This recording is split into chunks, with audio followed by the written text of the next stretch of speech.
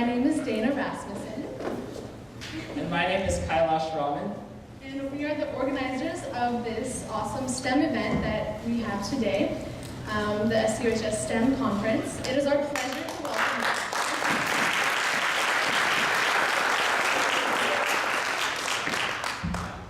And we're really happy to see all your overwhelming support for the 2017 SDOHS STEM Conference.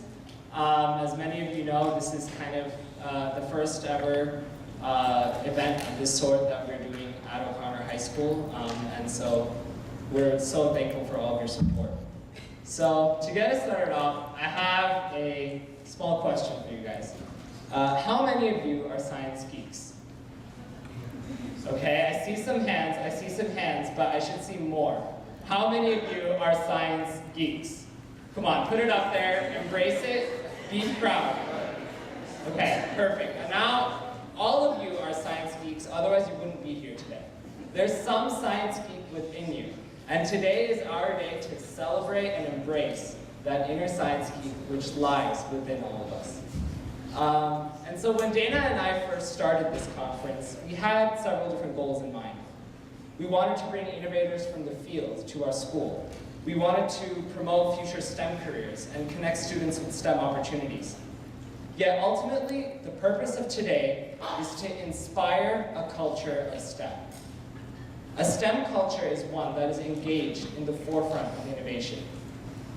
It's a culture in which students are excited by math and science just as they would be by Sunday night football or the latest Justin Bieber concert. And it's really a culture in which sees math and science not as dry subjects from a textbook, but rather as incredible agents of global change. And by being part of this conference, you are furthering this vision of cultivating a STEM culture within our community. And when you leave today, we ask that you continue your work in promoting a culture of STEM within your family, school, and community as a whole. Now, we are so happy and grateful that we have the support from all of you who took the time and effort to be here today. We would like to recognize some of the administrators who are present today. We have Dr. Miller from O'Connor High School, the principal. Dr. Weitenheimer, the superintendent of Deer Valley Unified School District. And UBC governing board members, Ms. O'Brien, Ms. Ordway, and Ms. Frank. Now, we'd also like to recognize all of the math and science teachers here today. Now, honestly, the science teachers and math teachers, they're the foundation of STEM in our community. And we are so grateful and thankful for all the support that you give. So if you're a teacher, please rise so we can recognize you.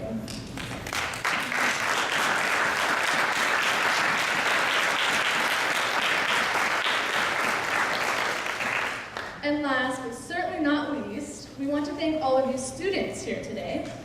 Your desire to be an innovator in STEM is what brought you here today. And it will be what brings our generation to new heights in the future. So give yourself a round of applause.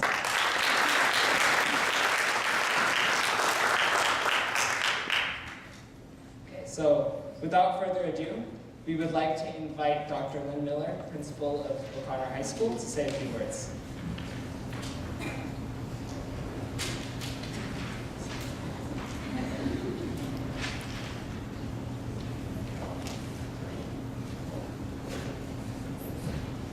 Thank you, Kailash, Dana. Good afternoon, everyone. To my wonderful boss, Dr. Weitenheimer, and our board members that were already introduced, and to our guest speakers, thank you so much. Never in my wildest dreams would I have guessed that a few months ago when Kailash and Dana came to me that we would have something like this turn out. And when I think of STEM, I think of having pioneers, innovators, and these two young people behind me are just that. They're incredible because it's their hard work and their friends and the CTSOs and everyone that's involved that have made this happen. But it's an honor to be here. And it started approximately a year ago. Dana came to me and asked if we could do more STEM on campus. And what are you going to tell us sophomores? Like, no, we can't do that. Yeah, we can do that, but I don't know where that goes. And she put a few steps in place. Mr. Lannon was able to help, and we started a STEM club. From there, we also worked with Arizona Chief Science Officers to just get off to a good start. They went to a couple conferences. And the next thing I know is December in 2016, and Kailash and Dana came to me and said, we'd like to do a STEM conference in May. And it's like, okay, let's see what happens. And it's been incredible. I'm proud to say that I helped lead here at Sandra O'Connor High School, but just also in hosting this great event. And it's amazing to see all of you here. What Kailash said is so true. If you're here for a reason, okay? It wasn't for the free pizza and cookies and the lobster.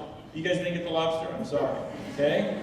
But you're here for a reason, and that's what we're here tonight, is just to, this afternoon, to expand on that. So it is amazing to see all of you here to learn about the topics and the content that we have, and that we are here quickly adapting and incorporating STEM into our instruction and into our district campuses.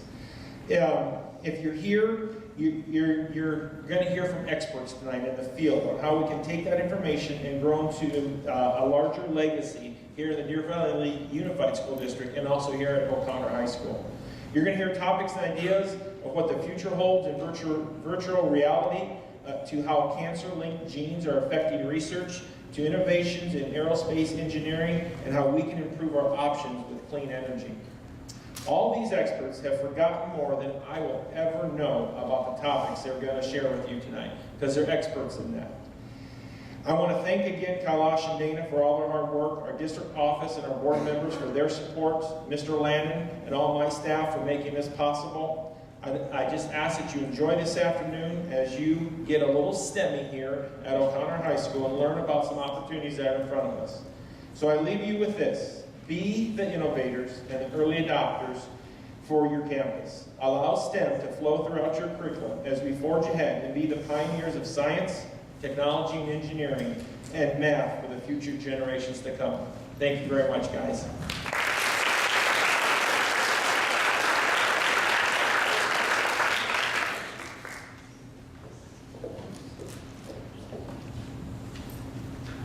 All right, thank you, Dr. Miller.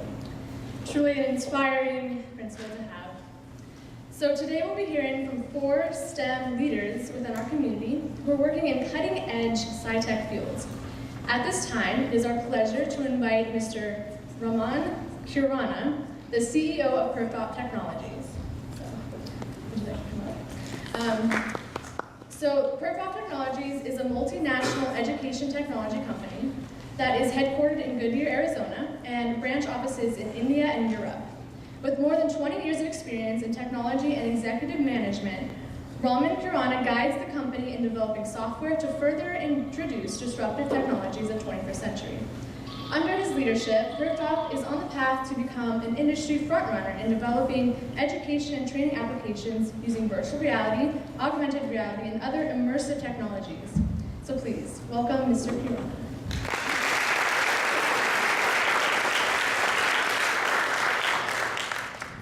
Thank you, Dana. Thank you, Kailash. Thank you, Principal Miller. How's everybody doing today? All right, good. How's everybody doing today? Very cool. So I'm supposed to talk about virtual reality, which we will. So the first question is, how many of you have heard of virtual reality? Okay, that's pretty awesome.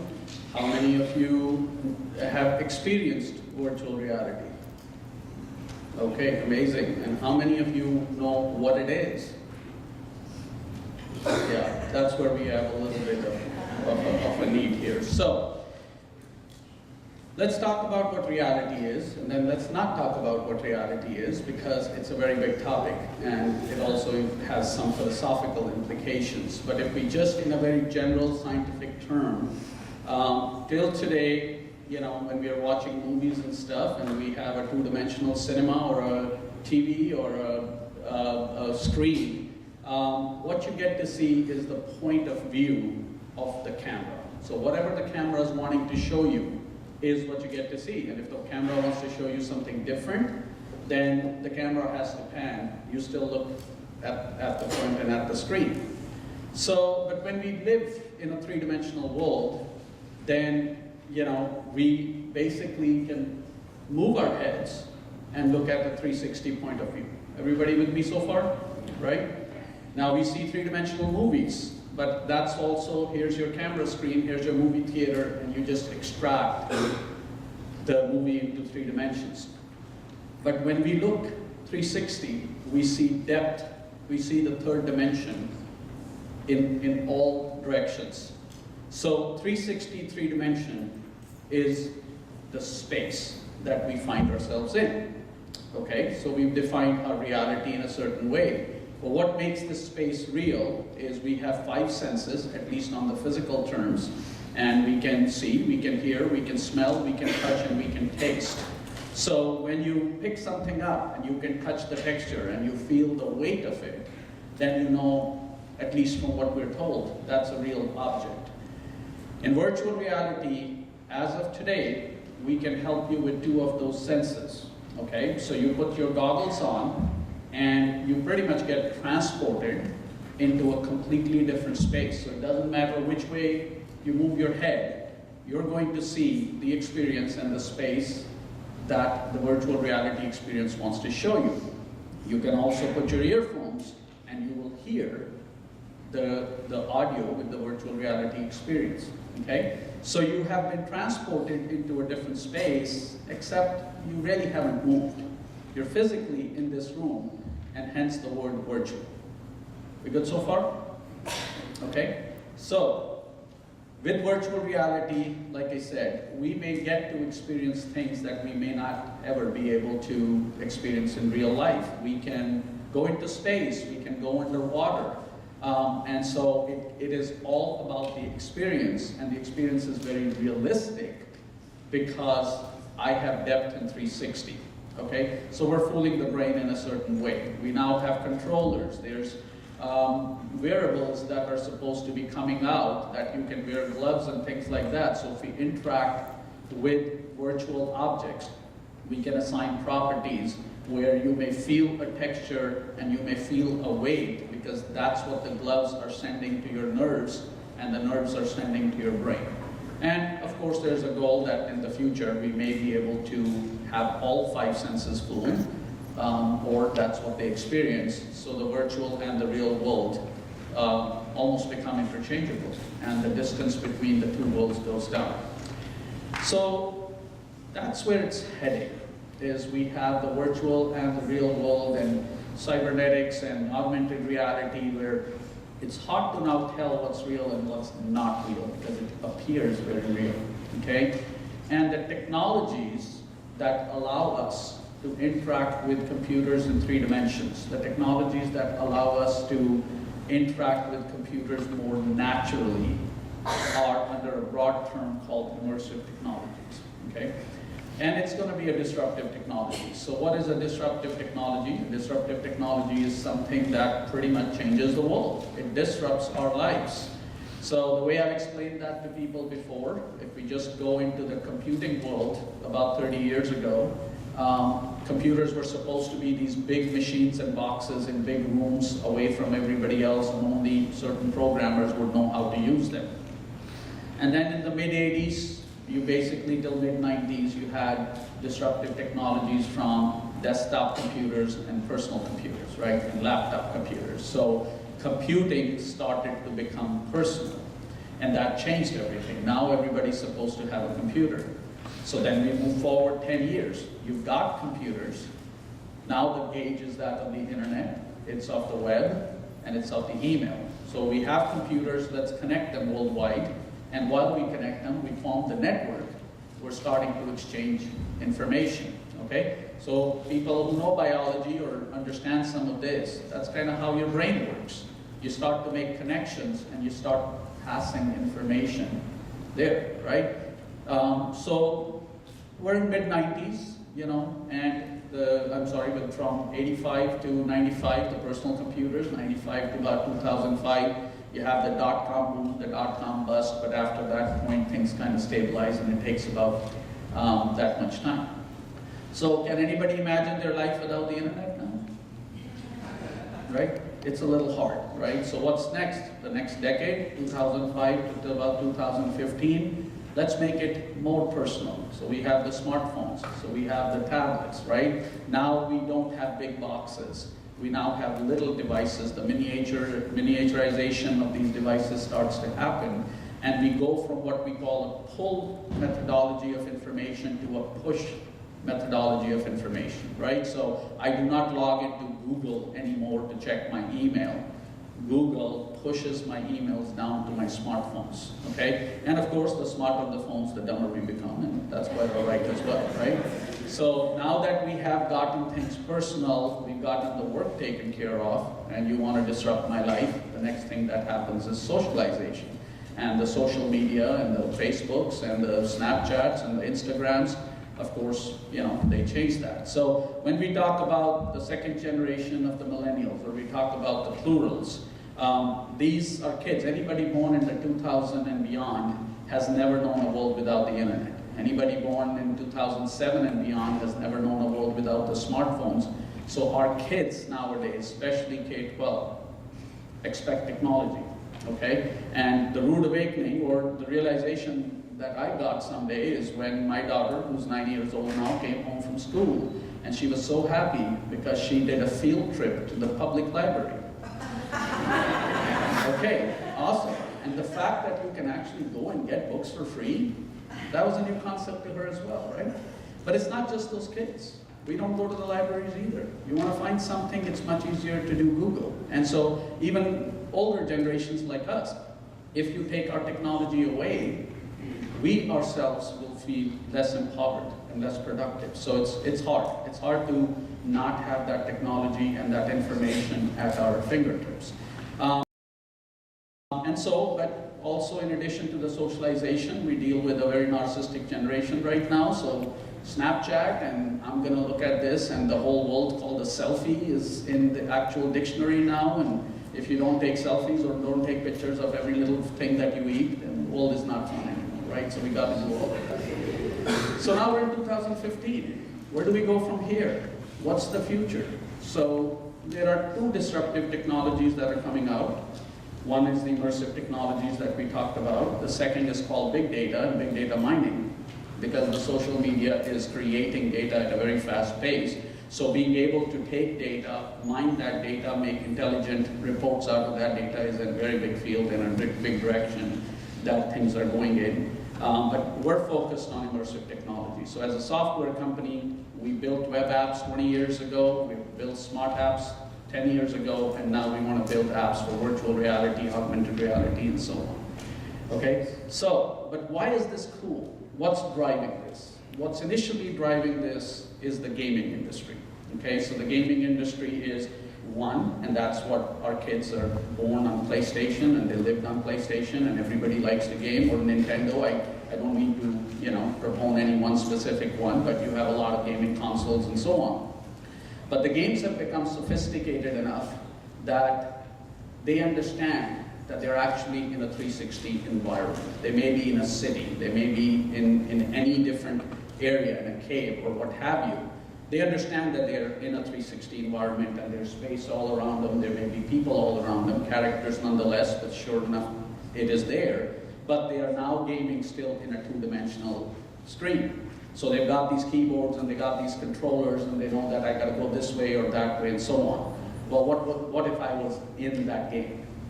Okay, and that's kind of where Oculus, you know, when it started this whole new VR revolution, if you will, or what have you, they basically started this whole direction 2-3 years ago, and they want to put you in the game.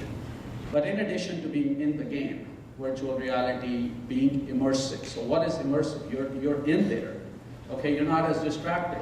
So once you are in an environment, you're not distracted, you can do a lot more. So we focused on what we call game-based learning, or an interactive learning solution. So where we've got your attention now, can we educate you in that? Can we teach the concepts? And the beauty of the 3D is I can bring concepts to life, and they look very realistic. So I'm very glad a lot of you already have a VR experience, because I can't explain VR on a podium. You have to experience it to know how cool the technology is. And it's cool, right? Yeah.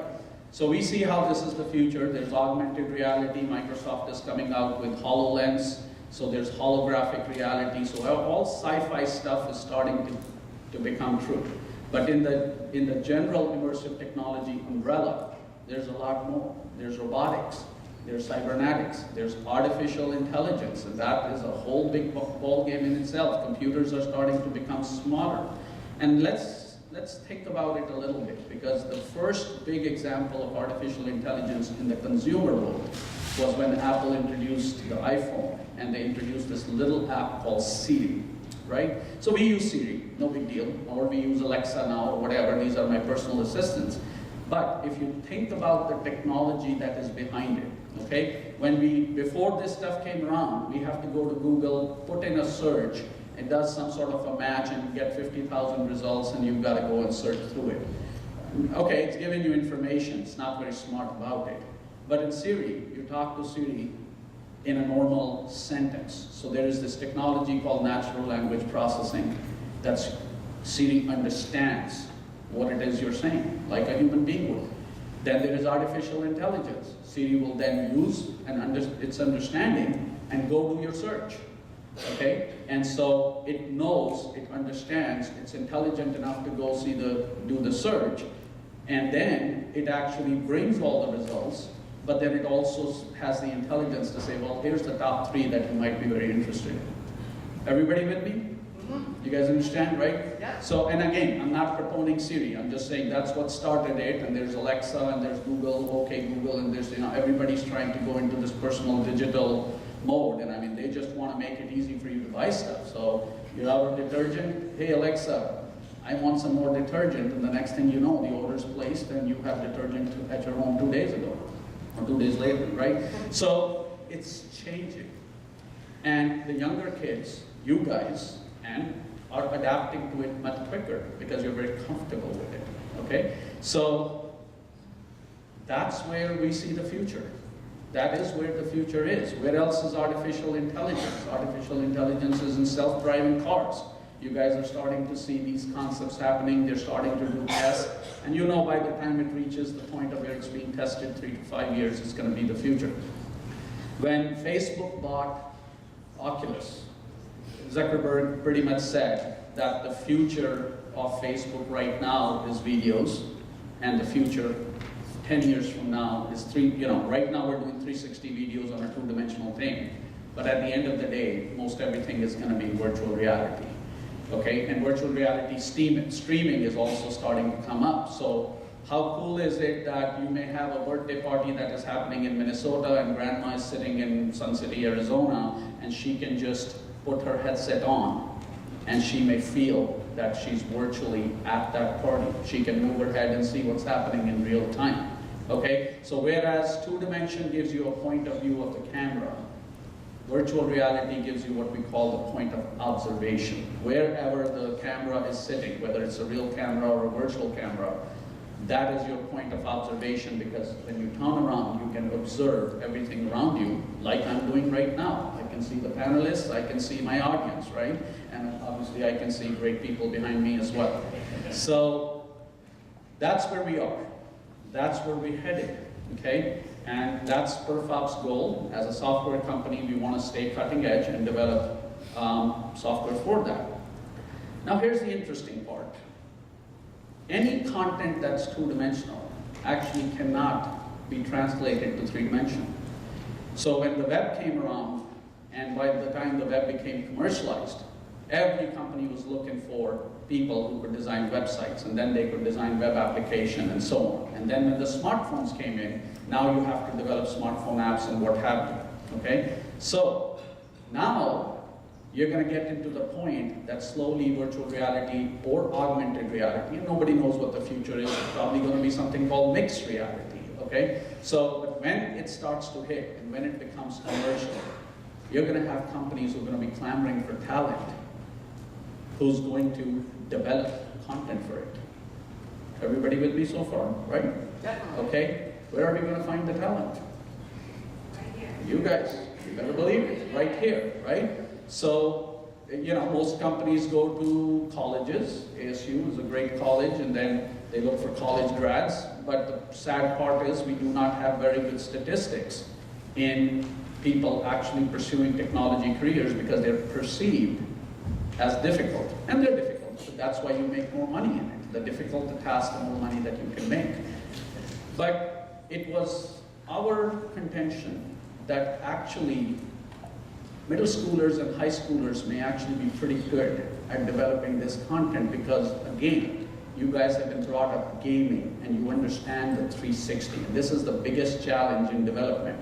Us old fogies don't really get 360, but you guys do, okay? So you're the natural developers because you at least understand the space you're wanting to develop for.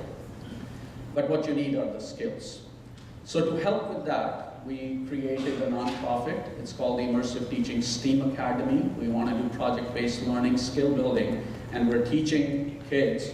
We're working projects with them as young as 8 years old. So they're doing robotics, they're doing 3D modeling, they're doing 3D scanning, they're just having fun with 3D printing, okay? And then the middle schoolers and the high schoolers, we do classes and camps that basically teach them to do more advanced 3D modeling and animation, program in Unity, program in Unreal, whether you want to develop games, or whether you want to develop an interactive learning solution, or you want to develop any kind of experience, you need the technology skill. So I love the fact that there are science and math teachers here. I wish we had more technology teachers, and there's initiatives called Computer Science for All, but technology has to be the basis, the foundation of this education. So that is the mission that it's trying to do. And I hear the word STEM, and I beg you, change STEM to STEAM, because we have to integrate the arts. And in this development world, the artists are almost as important, if not more, than the programmers, okay? Somebody has to 3D model, somebody has to do the animation, but even those artists have to learn the technology tools to do the trade. Everybody with me? Mm-hmm. Yep, okay? Even a musician, I mean, you can do your guitar, and that's a wooden guitar with strings, or you can put in an acoustic guitar with an amplifier and have a rock concert, right? So they have to understand a little bit of the technology. And that is the message. Look into this stuff. These are very good careers to have. These careers are going to be available in 3 to 4 to 5 years, right, when you guys start to enter the workforce. But I can show you even right now at our academy, where we have 10th graders and college sophomores and college students who have developed awesome virtual reality experiences. We actually have a whole exhibition set up, and we have a lot of, you know, Oculus headsets and Vive and all of that. Come experience and see what they have done. Okay, so I'm going to end with, yes, virtual reality is good, but let's talk about immersive realities in general, immersive technologies in general. There's a lot of fields, and there's a lot of people who are saying, oh, technology is going to kill jobs. Absolutely, technology is going to kill jobs. Robotics is going to come in, automation is going to come in, manufacturing is going to go away. As technology increases, the jobs of today go away. But technology also creates entire new ecosystems. And that's the message you guys also have to remember. But here's the thing, you have to learn new skills. You have to manufacture through automation. You have to learn how to program so that you can tell the machine what to do. It's still garbage in, garbage out till artificial intelligence takes over. Okay? And here's the prediction, and that's going to kind of wow some people here. Because till the last 20, 30 years, as long as you were a software programmer, you were pretty set for life. You could pretty much get a career just anywhere else. And the artists were the ones who were starving. We see that changing in 5 to 10 years. Because here's the prediction. When you have artificial intelligence that becomes sophisticated, you're going to have programs, write programs. Because what is a program? A program is a solution to a problem. And it's logic, and it's an algorithm. Well, logic you can imitate through artificial intelligence. So the right brain is covered by a machine. What the machine's going to have a very hard time doing is covering the left brain, okay? And that's where the creativity, the art, you know, the music, the animation, all of this stuff comes into play. And that's another direction. So it doesn't matter what brain you are. Learn the technical tools to build a skill, and you may end up having a great job in many, many different industries. And that is the goal. Stay in school. I'm not saying drop out, but learn the skills so that, you know, instead of waiting table or asking you want fries with that, you may be able to make $15 to $20 doing animation for a company that wants to have some experience design, okay? So the bottom line, and let's end with this, is please focus on building skill sets. There's a lot of knowledge on the internet. Gain some interest, check it out, okay? And even if that's not your field, I can tell you, in every field, you're gonna have to do a little bit of coding. And maybe coding is not your thing, but then learn how to do your art. Learn how to paint, learn how to 3D model. Everything's gonna get into 3 dimensions very quickly. And if you do that, I think your future's bright, but I can also tell you that you guys are the optimal people to learn how to do that. You understand technology, you're very comfortable with technology. Put it to good use and start participating in the new ecosystems of the future. Thank you.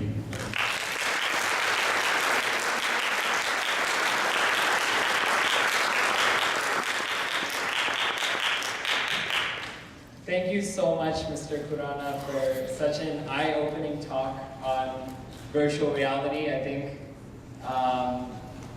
you really expressed the possibilities, the new possibilities that it's creating. And it's interesting how you said technology, most people think it's killing jobs, but what it's going to create in the future is very exciting. So thank you for sharing that. And like you mentioned, students from the ITSA Academy have actually set up a virtual reality experience, which you'll get to take a look at after the guest speakers are finished with their presentations.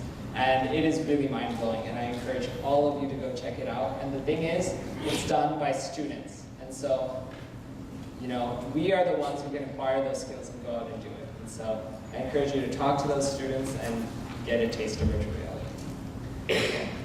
So next on, we have the pleasure of hearing Dr. Cheryl Kropp, Assistant Professor at TGen, the Translational Genomics Research Institute.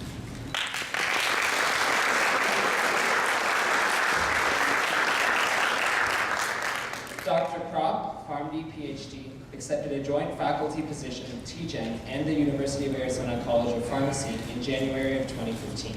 She earned her PhD at the University of California, San Francisco. Currently, Dr. Kropp is working with the International Consortium for Prostate Cancer Genetics on a DNA sequencing study of hereditary prostate cancer in African American families. Recently, Dr. Kropp started collaborating with the clinical researchers at the VA Medical Center in Phoenix to study cardiovascular genetic epidemiology in the diabetic veteran population. Dr. Kropp's research goals are to improve the pharmacotherapy of cancer through genetic epidemiology and pharmacogenomic epidemiology-related research. Please welcome Dr. Kropp.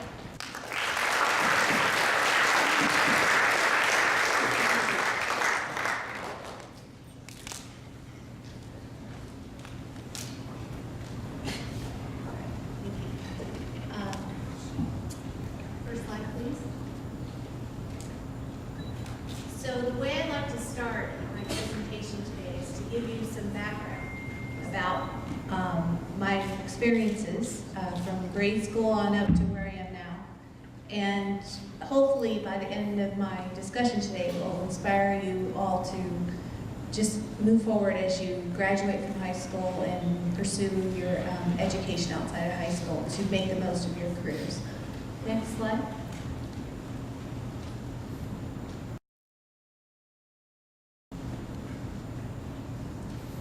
So, just a little bit about my background. Why did I become a scientist?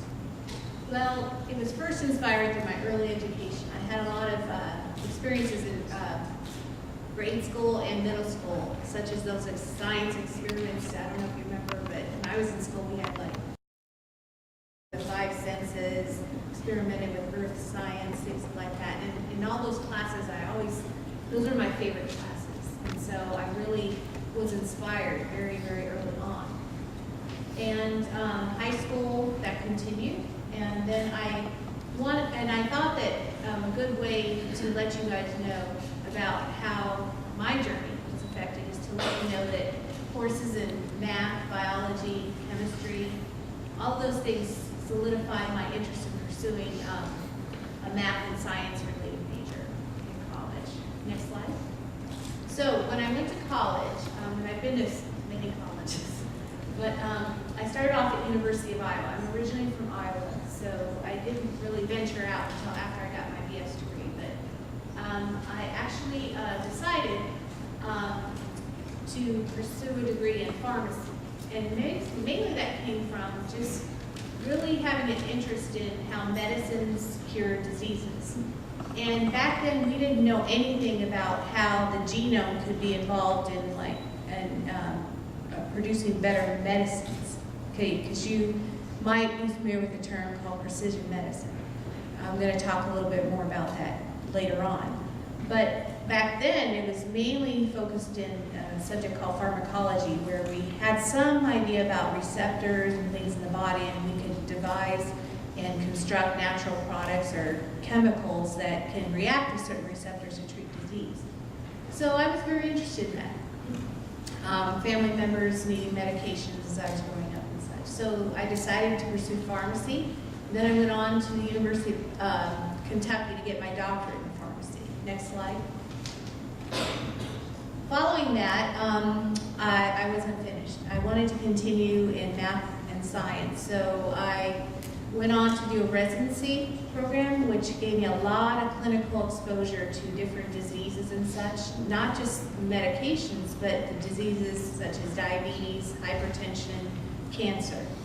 And I got involved with a lot of not just patient care in the clinical and inpatient settings, such as in hospitals, but also like investigational drug trials. One of the nice things at Kentucky is that they had an investigational drug unit, so I got exposure with that, with drugs that were coming onto the market. Drug informatics, pharmacy management, and just kind of spread the gamut. And then I gained expertise in the second specialty year in something called clinical pharmacokinetics. And what that is really defined as what the body does to the drug. So when you take a drug, it studies how the drug is absorbed, how it's distributed through your body, how it's metabolized, namely by the liver, and how it's excreted, namely by the kidneys. And all of these things are rooted in math and science, and in the therapeutic management of patients' medications. Next slide. Well, after that, I took a break from my education. I decided it was time to go teach other pharmacy students about what I had learned. So I did my first faculty appointments at the University of Shenandoah University in Virginia, and I precepted students as well as educating them. And I also spent some time at Drake University back in Iowa, where I'm from. Next slide.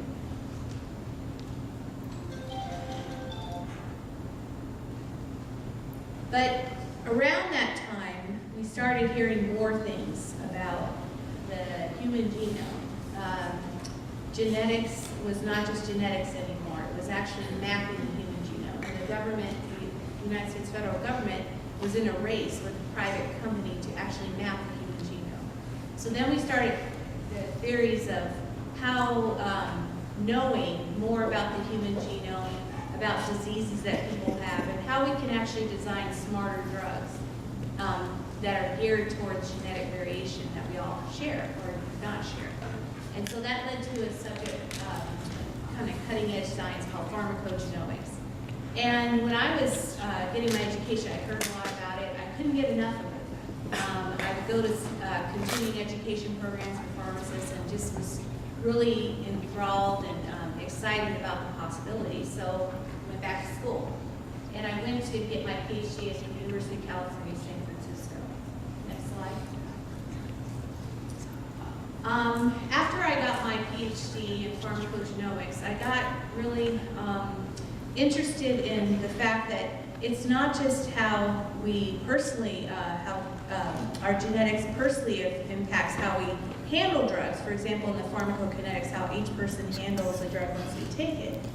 There are actually different populations of people that will respond differently to different drugs, and also there are differences in diseases. And I learned a lot about the fact that diseases such as cancer, there's an environmental impact. For example, if you smoke, and if you smoke for a long time, you're likely to get lung cancer. But what I also learned is that certain diseases have a hereditary component, like cancer. And sometimes it's not just the environmental influences, but it's the genetic or the inherited influences that decide whether or not someone is going to get a disease. And so I went on to the National Institutes of Health to do a fellowship in genetic epidemiology. And what that does is it integrates mathematical principles and statistics to look at how genes are distributed throughout a family.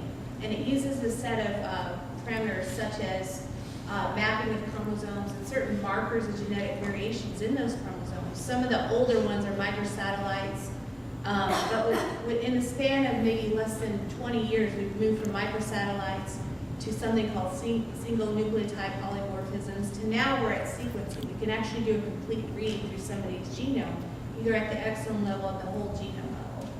And a lot of these studies involve populations that are unrelated, meaning people who have a disease such as diabetes versus those who don't. But some of these are concentrated in families. And over here on the left is an example pedigree.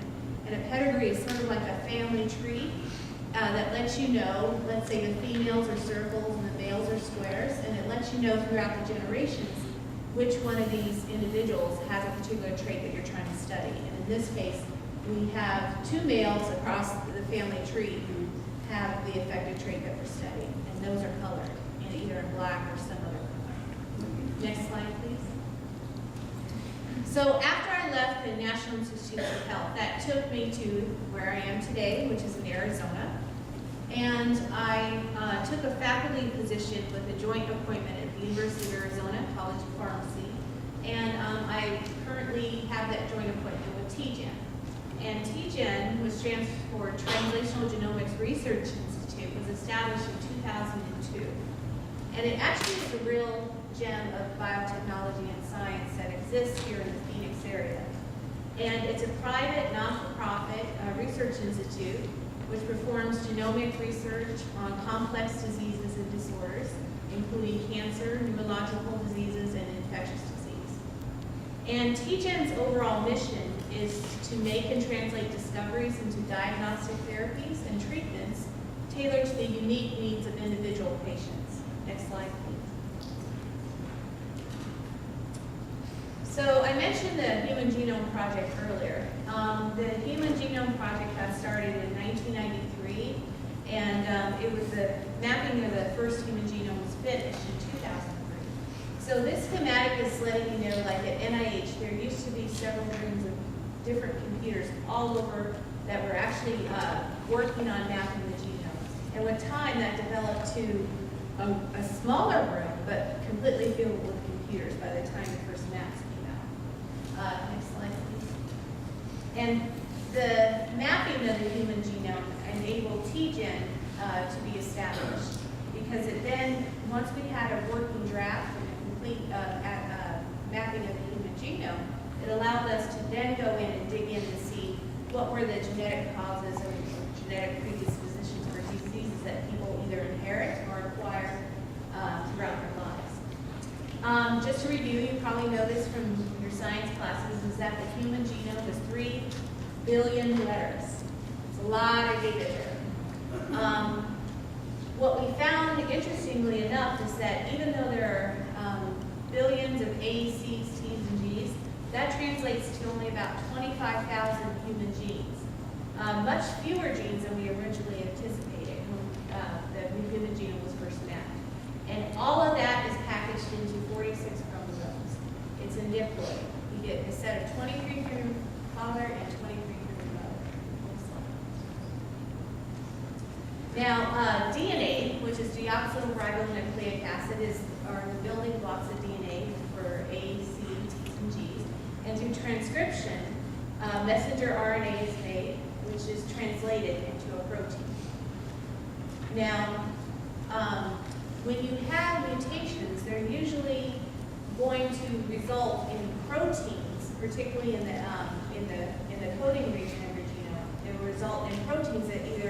don't work properly at all, or have some improper function. And that's what usually leads to disease.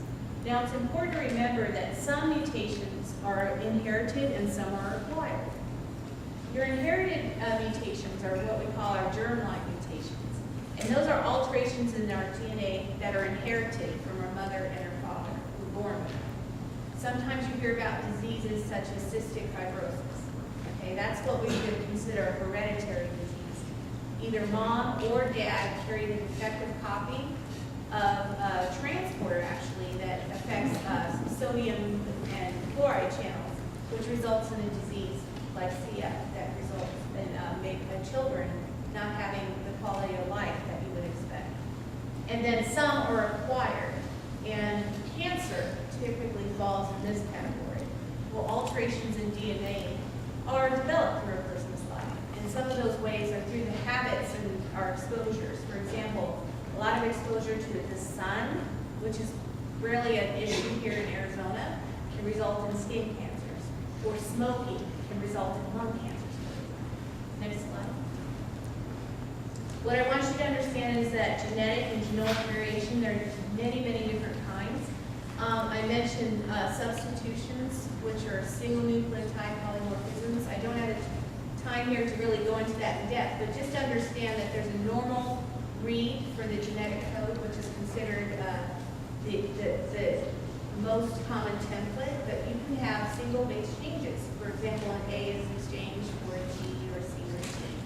And that is what we call a single point SNP, okay? But we also have insertions of codes in the genome, deletions, duplications, repeats, methylation, which means that it's not really about a change in the genome itself. It has to do with how well parts of the genome are methylated on. And then we also have copy number.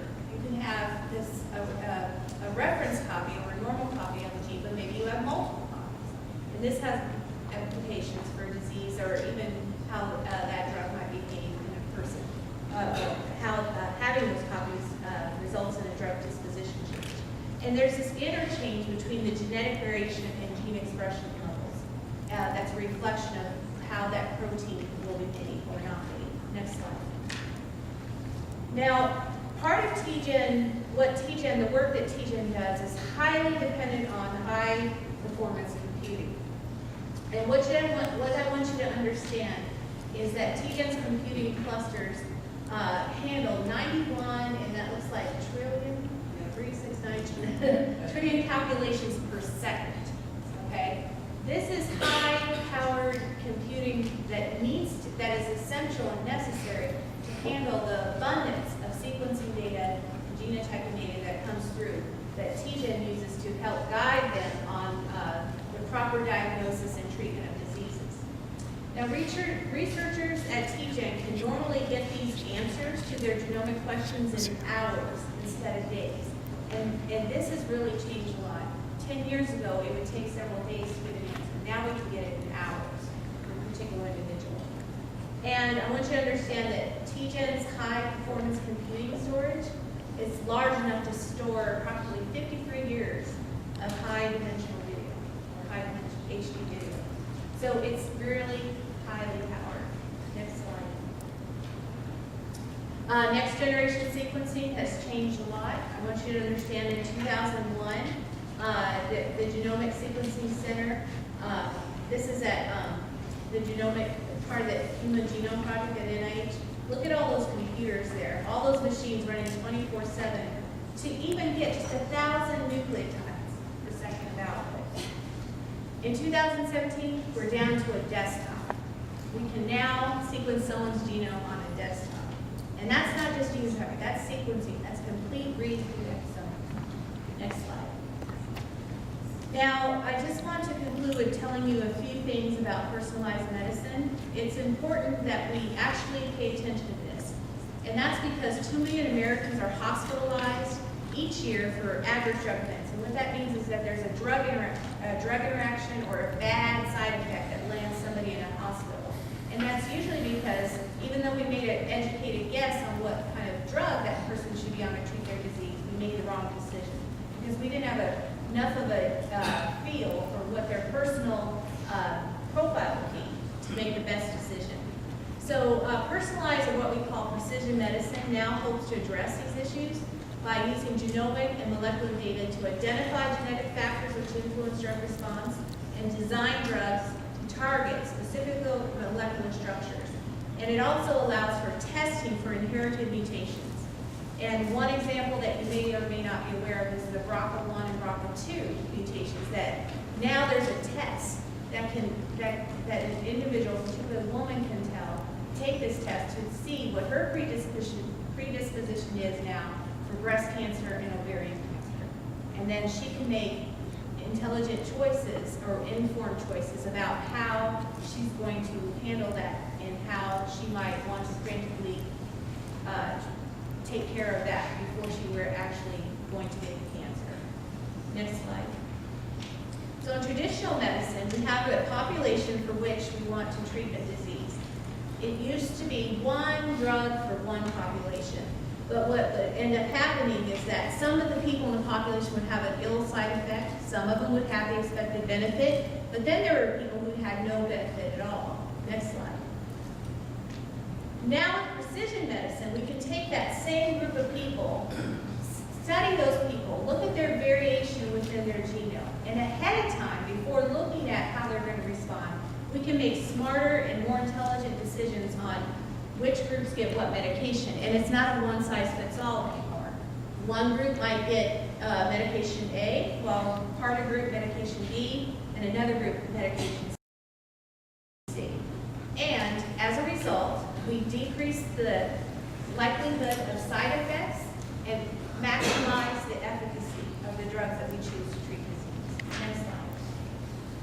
So at TGen, we have several research areas, and they're all listed here. I'm not going to go through them all, but they really span the gamut between acute and chronic diseases, and they treat from cradle to grave, from the very young to very old.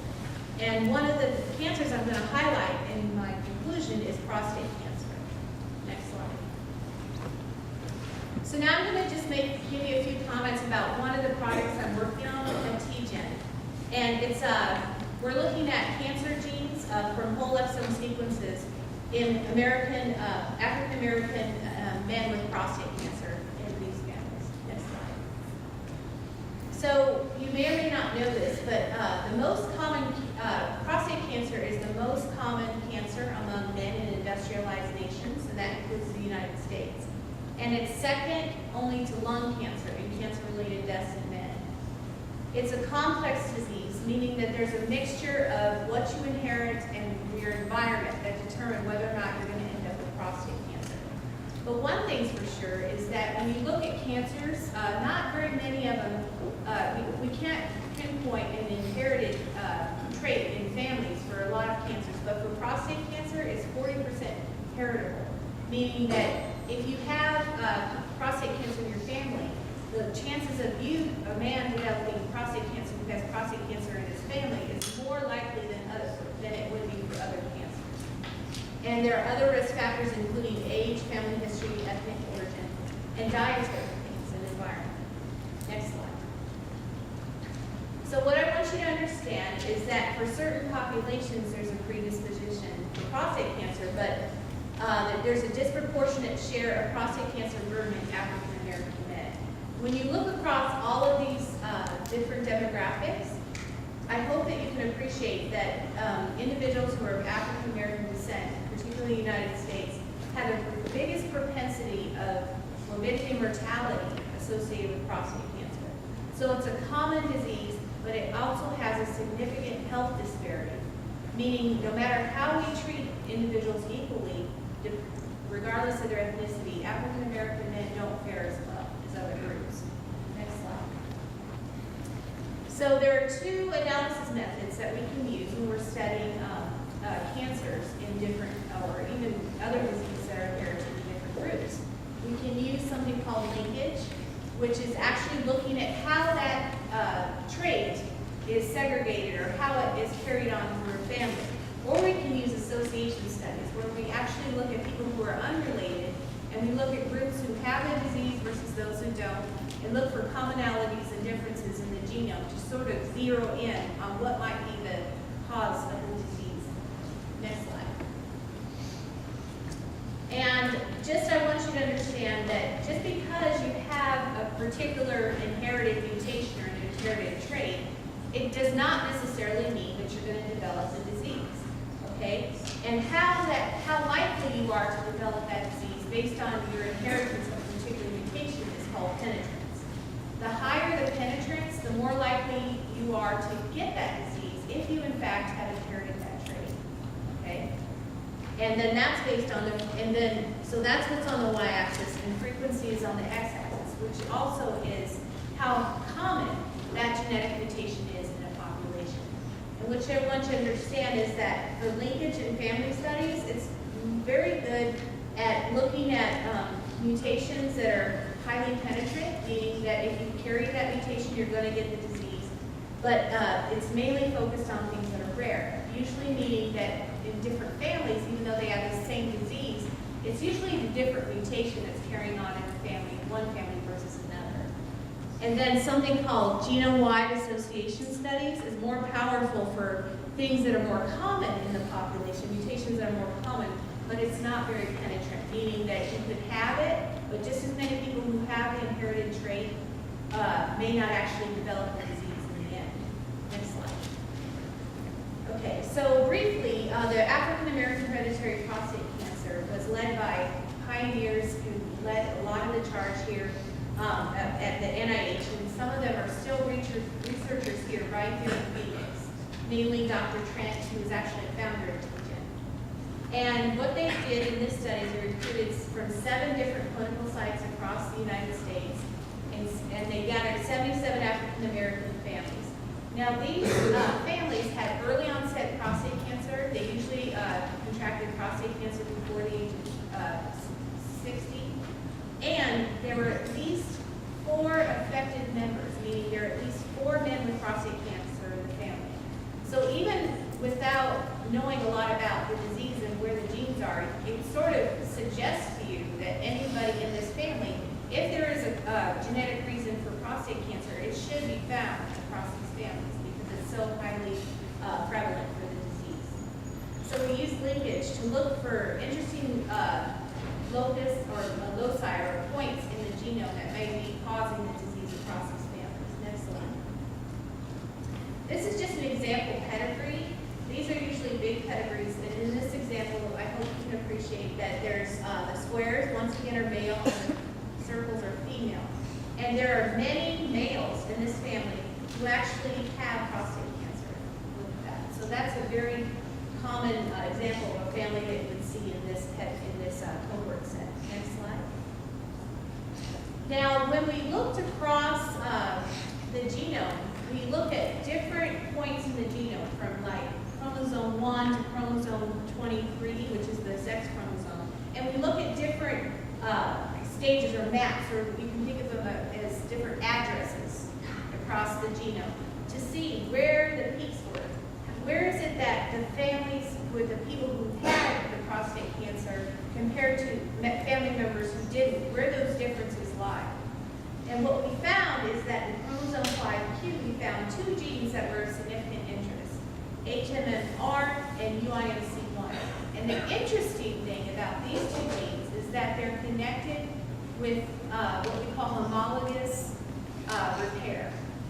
Whenever your DNA replicates, there are mistakes that are made. And there's a check system that goes through to make sure that those copies are corrected if a mistake occurs.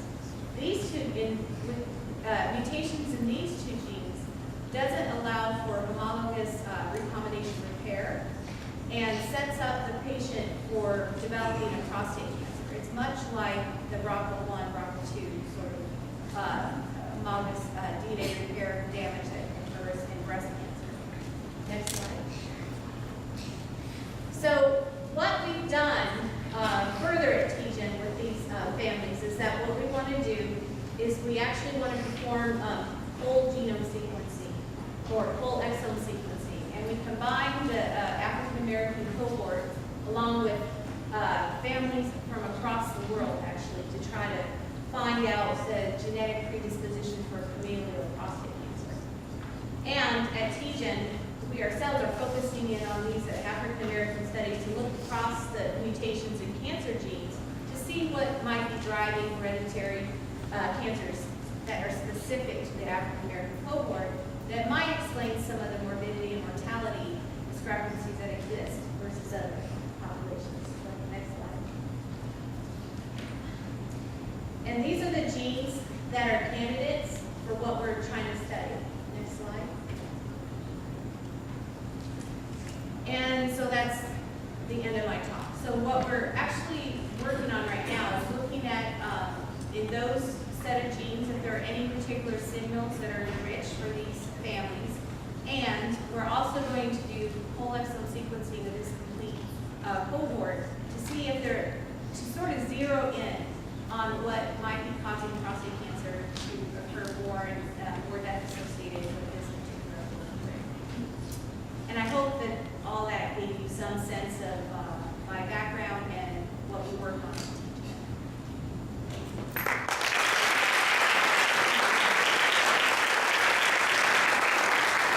Thank you, Dr. Pratt. It's really incredible to see all the things we're learning in biology and AP biology being applied in real life and possibly even curing cancer. I mean, you guys could be involved in that even. Now, TGen actually has a student research opportunity called TGen Helios Scholars that you can learn about at the research booth after the main conference. Now, we are excited to have Mr. Chris Hickenbottom, the Principal Systems Engineer at Honeywell with us today. He's also the Jedi Mentor of Sandra Day O'Connor High School, which is part of the Chief Science Officer program. Now, Mr. Hickenbottom, his background is primarily in propulsion systems for Honeywell's business and general aviation and defense and space products. Chris has been involved in many development programs, including the HTF 7000 propulsion engine and the power and thermal management system for the F-35 Joint Strike Fighter. Chris received his bachelor's in mechanical engineering from the University of Arizona, and he is a Deer Valley School District graduate from Barry Goldwater High School. So without further ado, please welcome Chris Hickenbottom.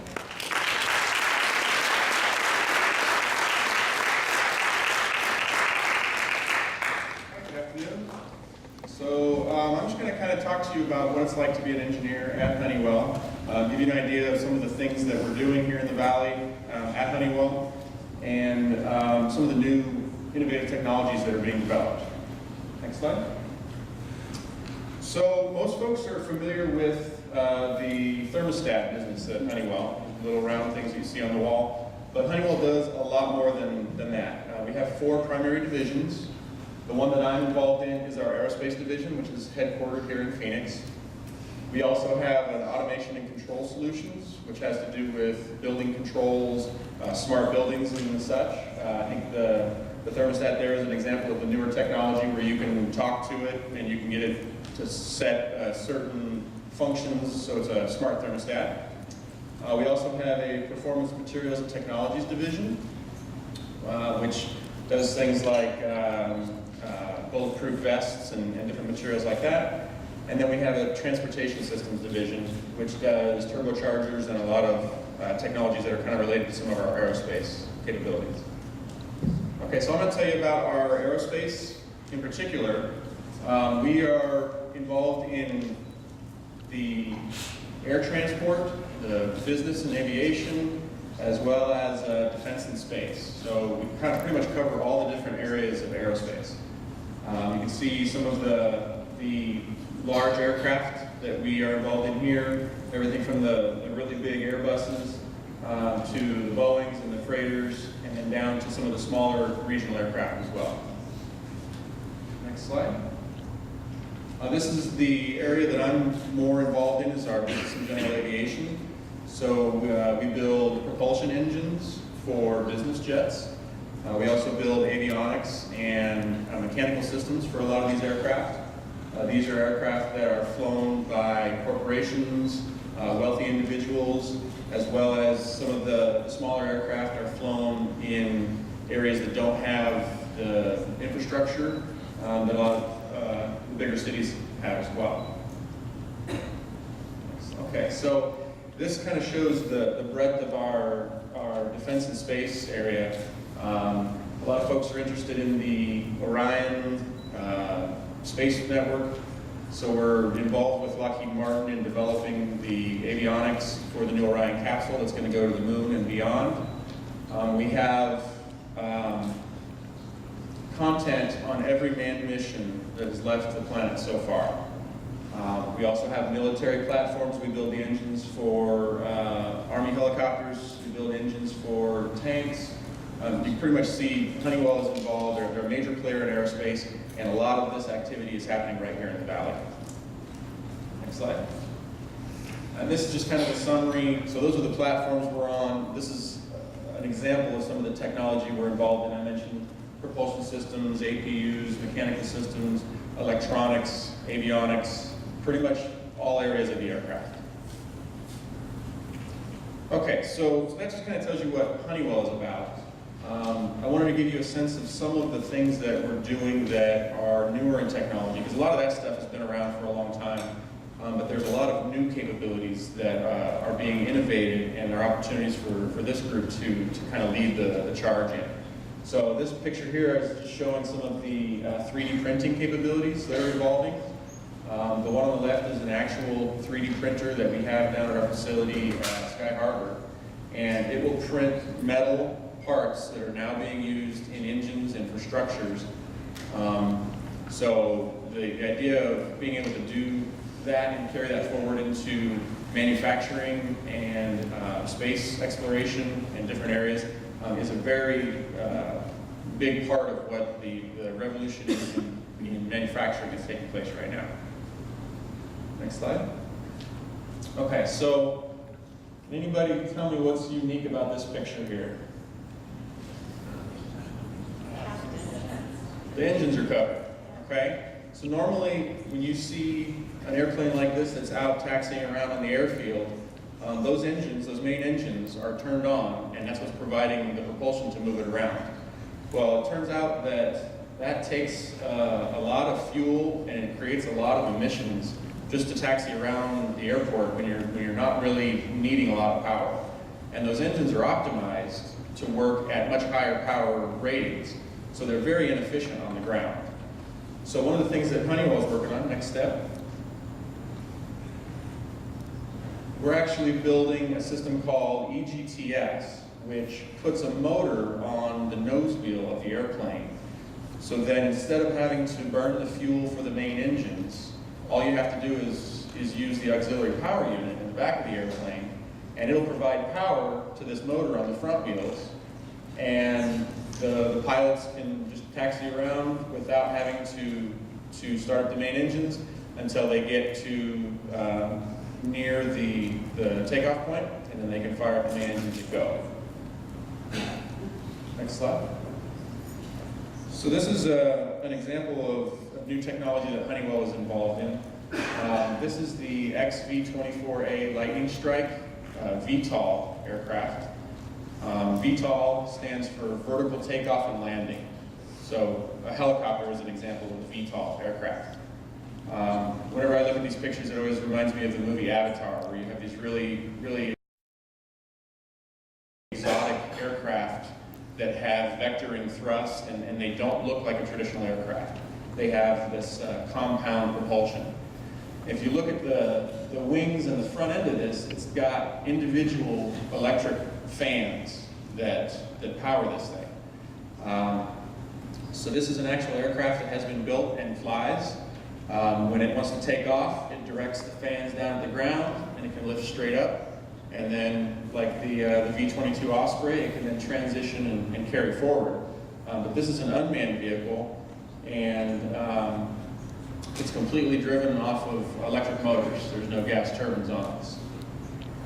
There are a number of companies, so this is an area where there's, in the aviation industry right now, a lot of new technologies are being developed in compound flight like this, unmanned travel, and even, I've been reading even Uber and Toyota have both signed contracts to work with companies like this to start developing, if you've seen Back to the Future 3, where everybody's got flying cars and we've all been waiting for that, this technology is probably 5 or 10 years off to where you can actually develop a flying car, which is more like a helicopter that can lift off vertically and then take you where you want to go and set you back down. Okay, another area that Honeywell is innovating in is connectivity. So earlier we heard about how the computer age has changed so much and the internet is upon us. Aircraft are still lagging behind in connectivity. So when you are at a restaurant or you're at home or you're in your car, you've now got broadband internet capability pretty much wherever you go. Except when you get on the airplane, you have to pay the airplane to give you special service, and it doesn't work very good, and sometimes it goes down, and there's a lot of issues with that. Honeywell is developing capabilities where the satellite network provides, we have a system called JetWave, where it provides high-frequency broadband internet connectivity to where everybody on the airplane can be streaming movies the entire flight without any detriment to the performance. If you could start the video, we'll talk a little bit more about what's being developed there.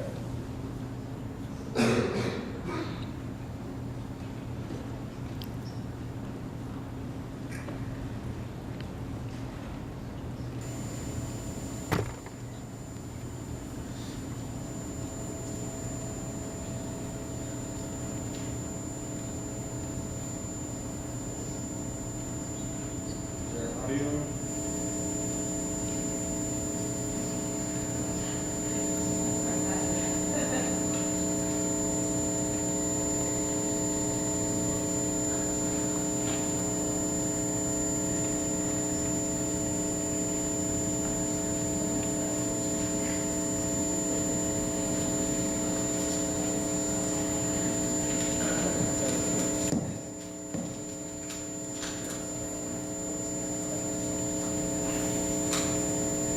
If not, that's okay. I can talk through it.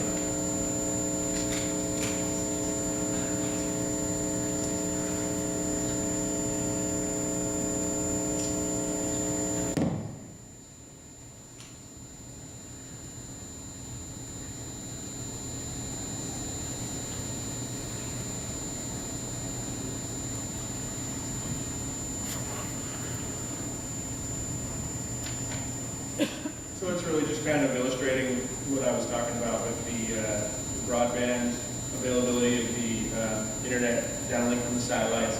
It enables things like connected weather. It enables the aircraft to talk to each other, so one airplane can be using its sensors to tell where there's a thunderstorm, and it can be feeding it to other aircraft. The maintenance capabilities of something I'm directly involved in are really fascinating. We can now pipe down thousands of parameters every second to monitor exactly what's going on inside those turbine engines, and it gives us a capability to detect issues long before you can currently do it with the systems that are available today. Okay. Go to the next slide. Okay, so let me tell you a little bit about my experience and how I ended up where I am today. As Dana mentioned, I went to Barry Goldwater High School. I got my Bachelor's of Science in Mechanical Engineering at the University of Arizona. Go Cats. I then became a systems engineer, or originally a product engineer at Honeywell about 17 years ago. And I've evolved into a systems engineer, which I'll talk a little bit more about is kind of a combination for me of mechanical engineering, software engineering, and a few other disciplines. I have been working on our propulsion engines, and right now I'm focused on our smart maintenance technologies. So that involves developing engine trending algorithms. So if you look at the temperatures and the pressures and the speeds of a given engine, as that engine starts to age or as it starts to develop a problem, it'll cause different symptoms. So for example, you can see the plot over there of the temperature margin and the speed margin over time. And we develop software code which looks at those trends and detects when something's abnormal and then helps to identify what the cause of that problem is. So we develop algorithms that go on board the airplanes, as well as algorithms that are used in websites and diagnostic capabilities in the websites. So I actually work with the folks in the Czech Republic and in India who write the code for a website, which is kind of like WebMD for gas turbine engines. You can tell it a symptom. This thing's hot, this one over here isn't right, and it can help you figure out what part needs to be changed in order to keep the engine flying. Okay, so this is kind of an example, day-to-day, the kind of things I work on as a systems engineer at Honeywell. This should look pretty familiar because it's basically the scientific process. We start by defining a problem or an opportunity. We need to then go investigate and understand the context, then propose a solution and build something, a prototype, and test that, and then iterate. And then once you have the product out in the field, we support it. So if we go to the next step, I'll walk you through an example of one that I'm working on now. It's my first development of a mobile app, which is kind of cool. So I'm finally getting into at least the 20th century, if not the 21st. There's a process today where we have to collect oil samples from our engines so that we can determine if the engines are healthy. And the way that customers do it today is they have this paper form that they have to fill out every time, and nobody likes to fill out paper forms, so we're replacing it with a mobile app. So we identified the opportunity, and the first thing I got to do was go out in the field and meet with the different customers, go to the different airplane hangars, talk to them, see what their process looks like today, and then come back and work with our developers to imagine what some different solutions could look like. So this is just a picture of me imagining what a mobile app might look like to replace that process. Next step. So I provide that to our developers, and then they go and take it a step further and turn it into code and say, okay, well, we should have a QR code on this thing so that the person doesn't have to type it in, you can just scan it, and that new QR code technology makes it even easier. So the next step is we take that out to those customers and we allow them to use it. There's a new focus within Honeywell, which is called the Honeywell User Experience, which is we want to be the Apple of the industrial sector, where when you use an iPhone, you like the look of it, the feel of it, and the experience of it is such that you want to use it again just for the sake of getting to use it. And so we try to emulate that by going out and watching users use our tools and then improving them and making sure that they serve their needs. And then at the end, you have to support it. So once all this stuff gets in the field, you then have to answer questions, and if you're one of the people that gets involved in the development of it, you can then make a career out of maintaining and supporting it. So the message I want to leave with you guys, though, is a career like this in engineering is totally achievable. I went to school in this area. I grew up on a farm. I worked through college. I got student loans, which I'm still paying, but well worth it. And you can do it too. I've been able to travel the world. I've been to 4 or 5 different continents, and I get to wake up every day and go to work, and it's not always, fun, but it's not work like some jobs are, because it's actually interesting and challenging. So I definitely think that if you find yourself interested in this stuff, it is worth the effort. Put in the time now, do a little bit of work, and it definitely pays off in the long run. If you're not that familiar with engineering, there's a really broad spectrum of what engineers represent. So I got my degree in mechanical engineering. Software engineering is another big aspect of what we do, and so as a systems engineer, I kind of get involved with both. In general, systems engineers are the folks that look at the overall process and then have to optimize that process or work with the individual design engineers or software engineers to coordinate everything together. Electrical engineering is really big at Honeywell. They're the folks that understand if you're building a computer or some mechanical or electronic device, how the electrons talk to each other and how you make all that work together. Aerospace is another field you can specialize in, which is very similar to mechanical, but it gives you a little bit more on fluid dynamics and structures and some of the basics for aircraft. Civil engineering is another popular one. building or designing buildings, designing bridges, those kind of things. Nuclear engineering, chemical engineering, those are all different specializations, and this is just a little bit of it. If you just go to Wikipedia and type in engineering, you can see probably 30 or 40 different variants of it. And I think that's my last slide. Yeah.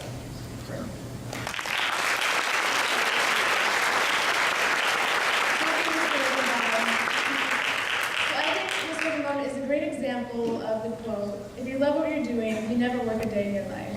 Now, we're going to take a short break before our last presenter. We'd like to actually call up our superintendent of Deer Valley Unified School District, he has to leave early, Dr. Weitenheimer.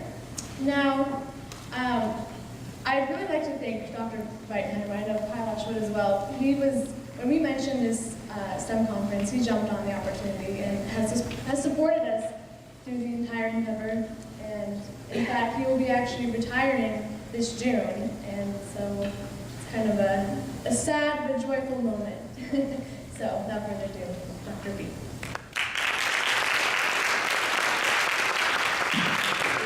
Well, thank you very much. So stand in my shoes for just a second. You've just heard 3 amazing speakers, and now me. So I really wish I was Dr. Miller, because he was first, and all he had to do was to say welcome and introduce people. So I'm not going to tell you a personal STEM story of myself, but I do want to tell you the STEM story in Deer Valley. One of the things that we know is that over 70% of the jobs that are going to grow over the course of the next 10 years are going to be in the computer field. We know that. And so our job is to make sure that our students are ready for that. So parents in the audience, students in the audience, you're in the right place at the right time. Our district has formed a computer science education committee, and they're actively working to make sure that we are addressing the challenges that are ahead. But we've got a great foundation to work with. So we've got 5 of our schools that are already AZ STEM Schools Community of Practice: Canyon Springs, Legend Springs, Sandra O'Connor, Sierra Verde, and West Wing. So congratulations to those 5 campuses for leading us. Our district has 14 chief science officers in grades 6 through 12. We're very excited that we have chief science officers that are actively working, students that are actively working in this area. We take care of these things 9 months out of the year in our schools, in our regular programs, but we also are committed to STEM in our Science Rocks and Gifted Rocks summer camps. So there are opportunities available in the summer in our district for that. Our Project Lead the Way and software development programs that are active on a number of our campuses make this a unique district, a supportive district for STEM, and one that I'm very proud of. And of course, I can't be any more proud of any group other than the Sandra O'Connor High School Society of STEM Innovators who put this together. So thank you guys and gals, ladies and gentlemen. There are stellar things happening all over. If you had an opportunity recently to watch the news, there was a program, there's a group of girls at Sierra Verde called the Moxie Girls that we're so very proud of, that are working in the STEM area and creating really incredible, unique opportunities for our young ladies to follow this field as well. So our district is committed to it. We are excited about the opportunities. I am thrilled to watch as this thing grows. And I do get to do that in retirement. So with that, I thank these speakers as well for doing a great job, and I thank you for coming. Thank you very much.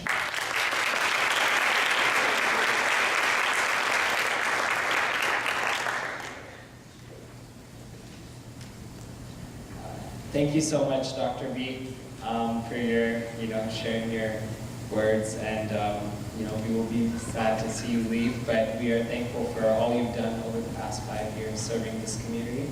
And we look forward to seeing you at future STEM conferences. So to conclude the speaker presentations, we have the pleasure of inviting Ms. Anna Byler. Our final speaker is Ms. Anna Byler, who is a graduate student and an NSF Eigert Son Fellow at Arizona State University. Her research has applications to the electrochemical reduction of carbon dioxide at ambient temperature and pressure. Anna's motivation to work in climate change mitigation stems from a 2-year stay in the Dominican Republic as a Peace Corps volunteer, where she lived in a coffee farming community that is representative of vulnerable populations to increasing temperatures. Please welcome Ms. Anna Weller.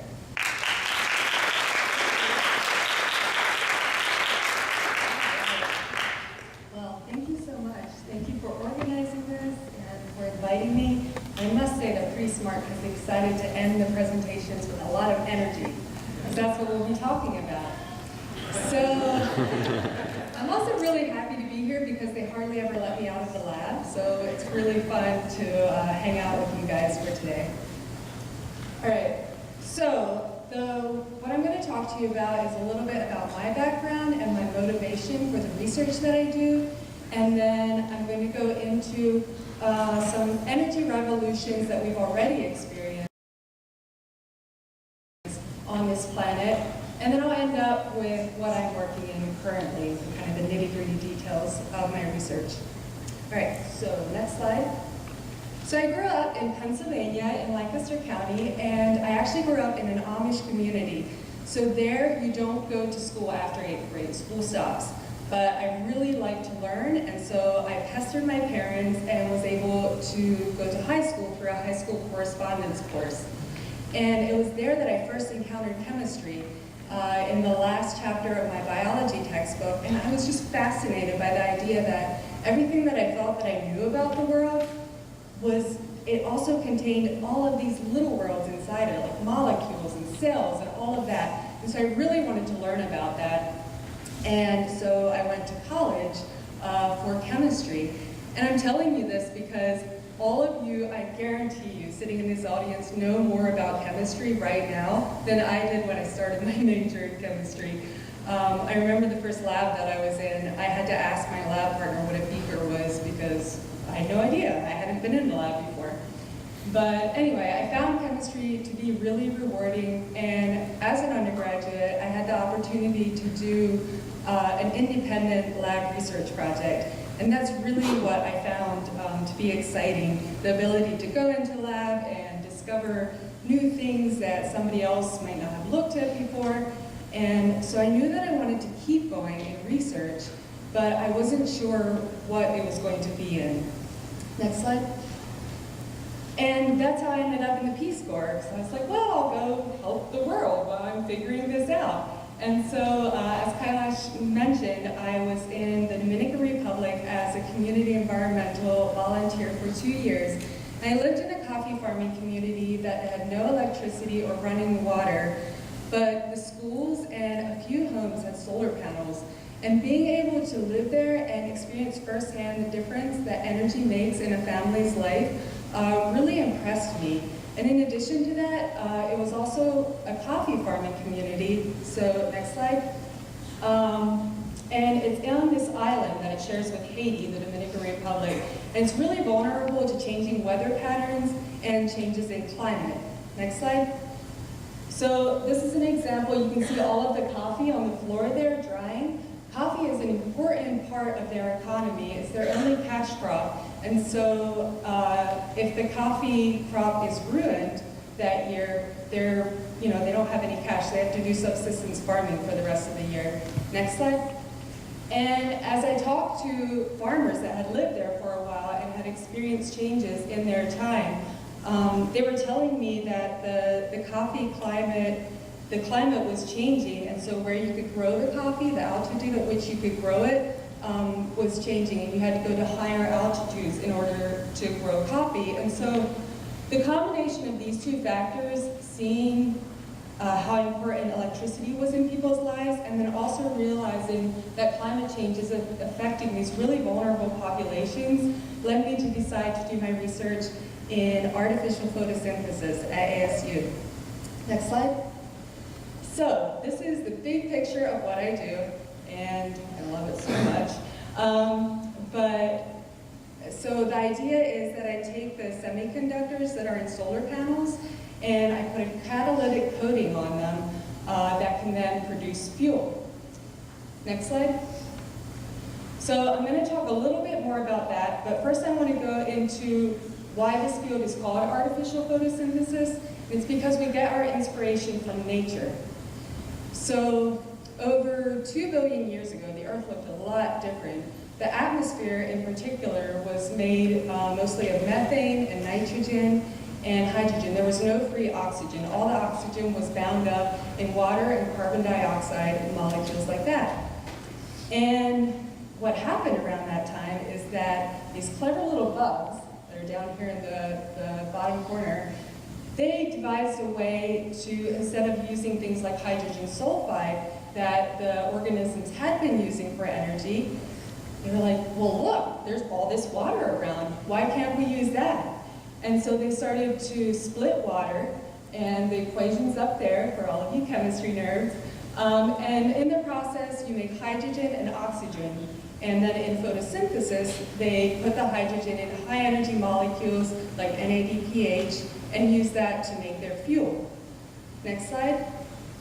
And this really changed the range of redox activity that they could now access. So if you think of those bars there as energy ladders, you can see that before oxygenic photosynthesis was a lot smaller, and then afterwards using oxygen is a powerful oxidant, that's why we call them oxidants, they were able to access so much more energy. Next slide. And that resulted in the classical example of photosynthesis as we know it today, happening all around us. Next slide. However, these little bugs actually really ruined it for their neighbors. So, and this is what I call the first energy revolution. So because they started using, getting their energy in this way, they were releasing oxygen. And oxygen was free oxygen molecules were this new thing in the atmosphere that most of their friends and neighbors hadn't encountered before. And so it was actually toxic to them.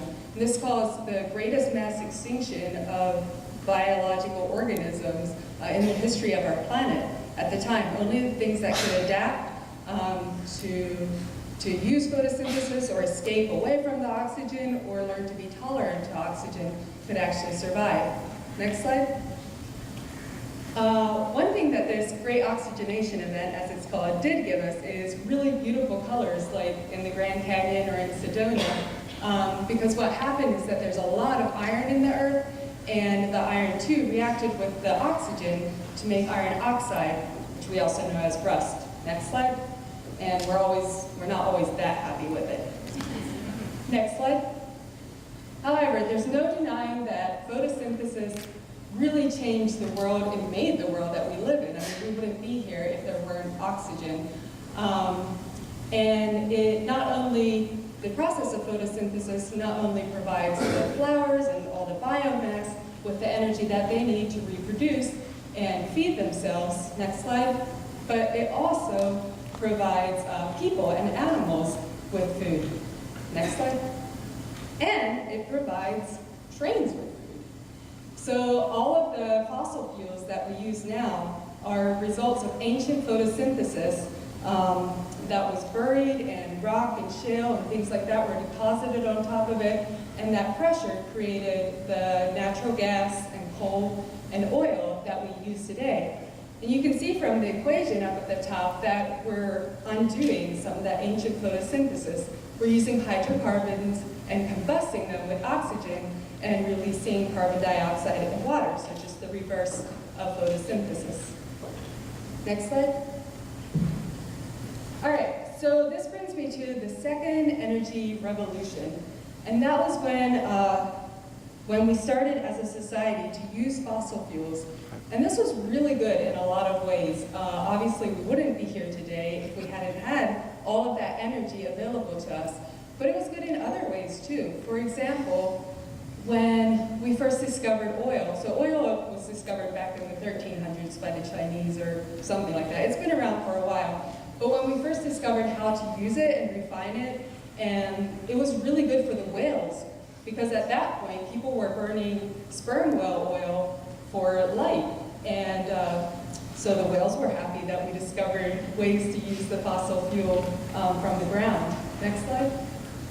And the other thing that you might not think of is that there was a really big pollution problem with horses, with using horses for transportation. Cities where there were a lot of people in one place had a big problem with horse waste and keeping the city sanitary. So at the same time, when the horseless carriages came out, that was actually a really good thing for health and for keeping down pollution in the cities. Next slide. So of course, fossil fuels, though, have pollution of their own.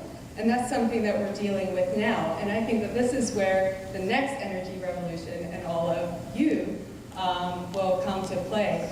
So this is the Navajo generating station up in Page. It's a coal-fired station. And you can see here, so a lot of this is steam, I have to say. It's not, but it also puts out, next slide. So if you remember the equation, one of the products of burning fossil fuels is CO2. And something that's been happening since the Industrial Revolution is that the levels of CO2 have slowly been rising. Actually, not that slowly, it's pretty exponential. And whenever you see a chart go like that, something's out of balance. And so natural photosynthesis hasn't been able to keep up with all of these old processes that we're undoing by burning fossil fuels. And that's contributing to the steadily rising global temperatures that we're seeing today. So we need another way of looking at energy. Next slide. So solar panels are great in this way, and we have a lot of them in Arizona. They're really coming on board. They're sometimes energy from solar panels can be as cheap. I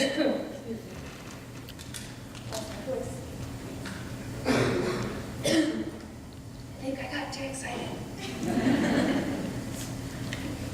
All right. So the energy from solar panels is really competitive with fossil fuel electricity, actually. But there's two things that solar panels can't address. And one of those is that when the sun goes away, no electricity for you. And the second, next slide, is that electricity is just a small part of our society's energy needs. And transportation is another very large part. And the reason that we light fuels is because they're so energy dense, they're easy to transport, and that's what we run our transportation off of. So, next slide. So this is the big challenge that I'm trying to address in my research. How can we store the sun's energy in chemical bonds so that we can use it when it's night? We can make it in one place and we can transport it to another place. And so that's what my research is focused on. Next slide. So, again, we come back to photosynthesis because this happens all the time in seemingly simple ways all around us. Plants use the sun's energy to do something that's normally an uphill reaction. You remember the Gibbs free energy, positive Gibbs free energy means it's an uphill reaction. And they use the sun's energy to surmount that and then store that energy in chemical bonds. And the other thing that photosynthesis is really good at doing is using catalysts or enzymes. So what catalysts do is, if you imagine, they're like a tunnel. So if you're at point A, and this is point B, and there's a mountain in between, if you have to go over the mountain, it's going to take a lot of energy. But if you have a tunnel, it's going to take a lot less energy, and you'll still end up at the same point. So catalysts provide the tunnel, a way to get to so you've got the reactants and then a way to get to the products using less overall energy. Next slide. And that's where artificial photosynthesis comes in. So in my case, I'm splitting water.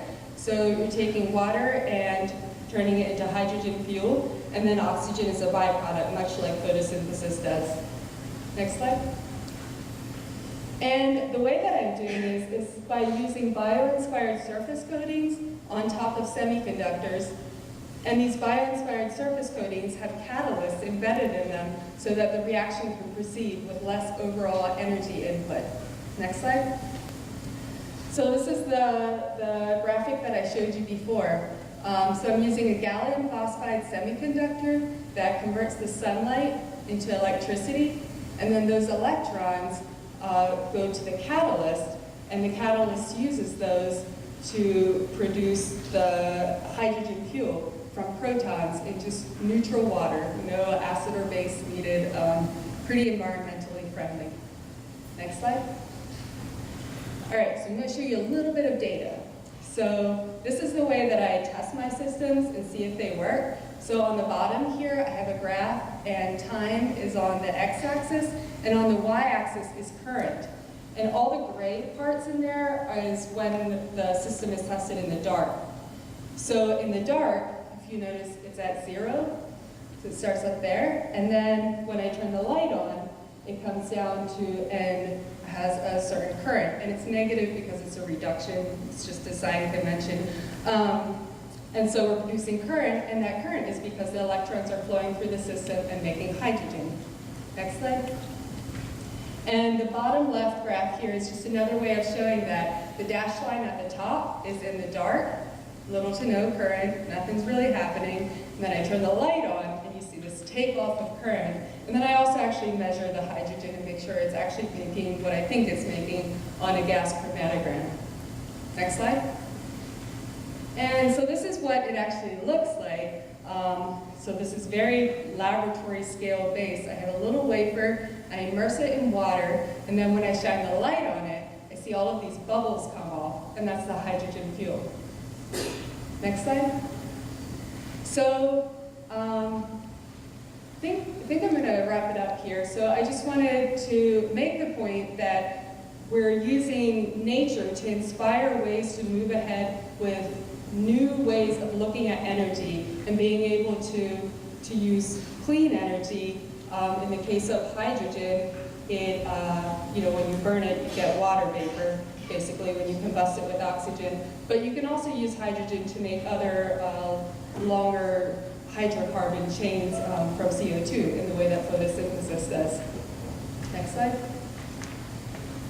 And so in conclusion, I'm really excited about energy, but there's also other experts that also say that energy is important. Bill Gates gave an interview earlier this year, and when he was asked about what field he would go into if he was going to start a career at this point of his life, he named artificial intelligence and biosciences and energy, all three fields that are going to need a lot of innovation, and I think that are all on the cusp of solving some of our global problems that we've created and creating a better society. Next slide. All right, so finally, science doesn't happen in a vacuum. It's not usually a mad scientist in a garage somewhere working all alone. Science is actually really social. I work with a team of scientists every day and have to write lots of grants and tell the world why what I do is important and things like that. So yeah, it's pretty fun. If you're at all interested, like I said, I would go for what you're interested in, and don't worry too much about whether you have the aptitude or not, because interest can go a long way in helping you to learn and help you to create and be innovative.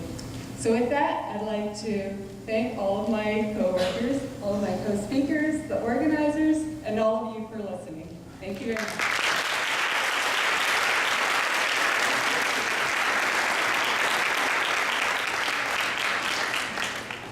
Thank you, Ms. Byler. It has been so interesting to listen to all of you. I definitely think that what Ms. Byler had to say is something that the future not only would like to see, but kind of needs to see. Now, I think we need one more round of applause for our speakers.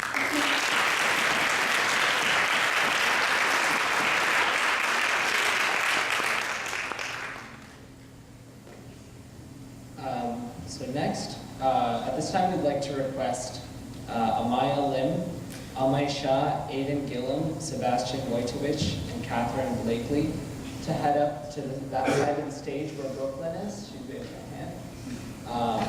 And we will begin our Q&A session.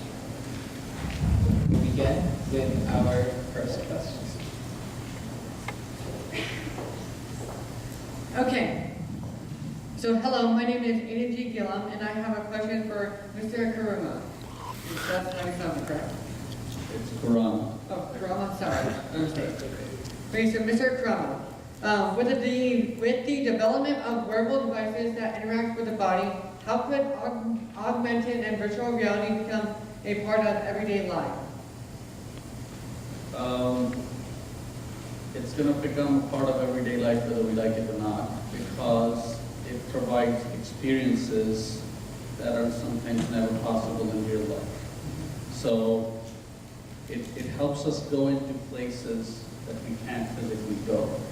It helps us see things that we physically can't do sometimes. So all these immersive technologies are going to help bridge the knowledge gap, because while the textbooks provided textual information and videos have provided animation-based or motion picture-based information, these technologies now provide the kind of immersion where you're not in the outside looking in, you are in it.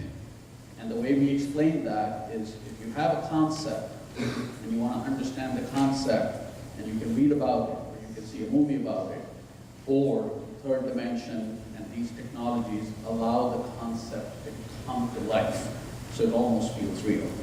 So it is all about the experience. We had analog TVs, and then we had 720 DPI, and then we have high definition, and then we have 4K and ultra 4K. So why do we go with the newest toys? Why do we go with the latest technology? Because it's the definition, it's the experience, it's crisper, it's more natural, and it's fun. So that's what's going to drive. The fun, the gaming is going to drive it, the learning is going to completely revolutionize how we train and learn, and at the end of it, it is going to be all about the experience. So you cannot explain virtual reality till you experience it. Okay. Is that your answer? Mm-hmm. Okay. Maybe we go on like one tiny answer, like our question that goes off of it. Okay.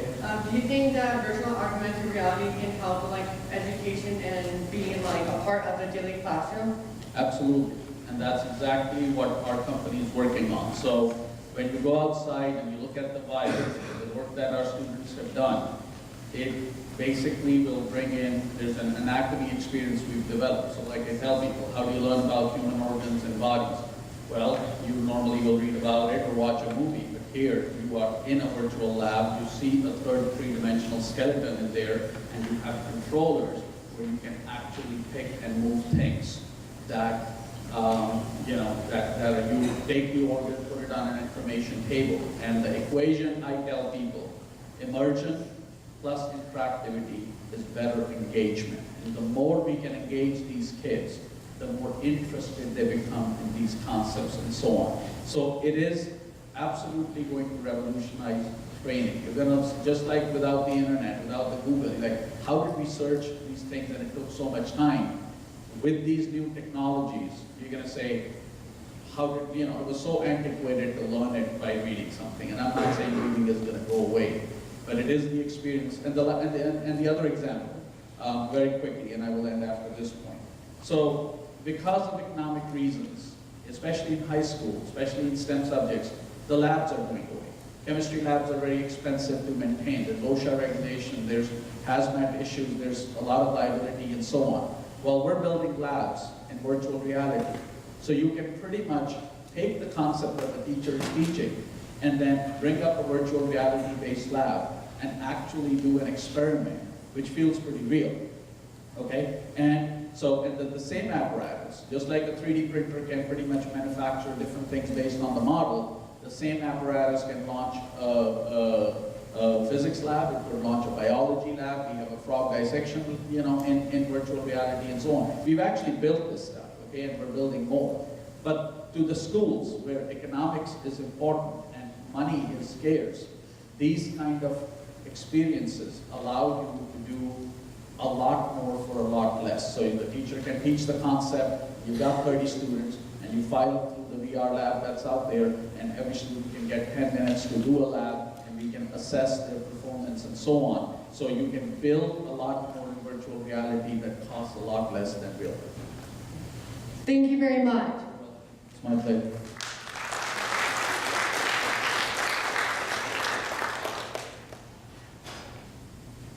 Hi, my name is Amay Shah, and my question is addressed to Dr. Crown.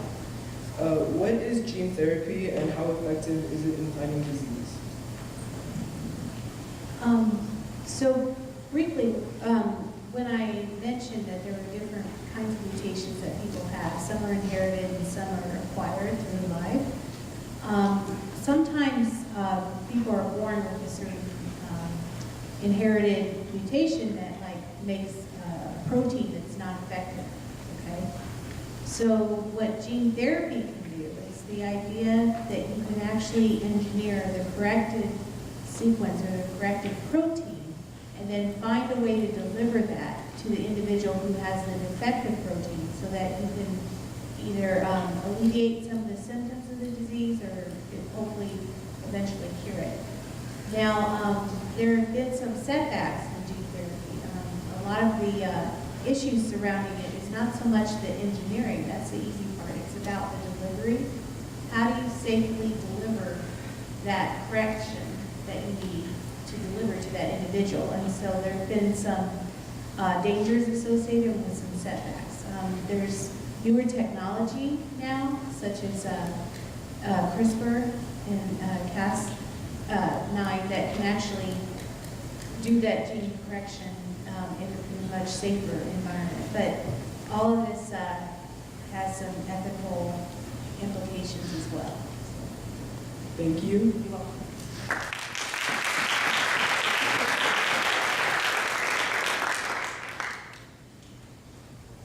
Hi there, I'm Brooklyn Baker, and my question is for Mr. Nickenbottom. What is the next major step in aircraft carrier technology?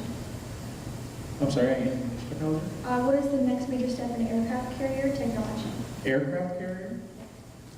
Well, they're working on the electromagnetic pulse instead of steam takeoff. So it's supposed to be a lot more energy efficient. They're kind of struggling with the technology right now, so there's a question as to whether or not it will go into service. But being able to launch an aircraft using a magnetic force rather than having to carry all of the steam equipment and the lines and all the weight that could go along with that. The next question is from Catherine Blakely, who is not here today. Her question is, what is holding back the United States and other countries around the world from using more solar energy?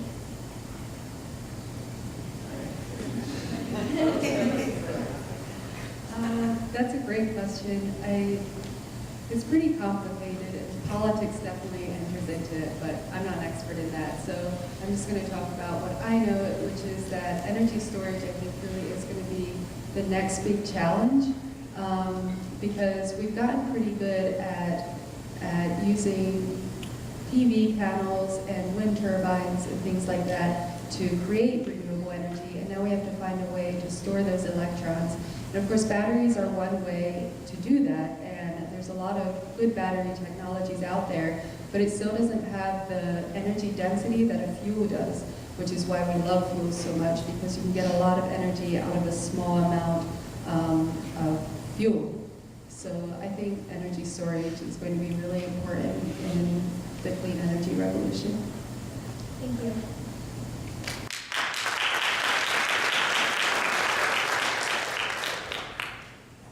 My name is Amaya Lim, and my question is addressed to all of you. How does computing technologies such as computational modeling and artificial intelligence play a role in your field? And how has this technology changed the way that you work or the things that you are able to achieve? Well, I don't actually use too much of either of those things. My research is really not that fancy yet. I don't have that much data yet, so it's pretty laborious. So I'm going to let others have it.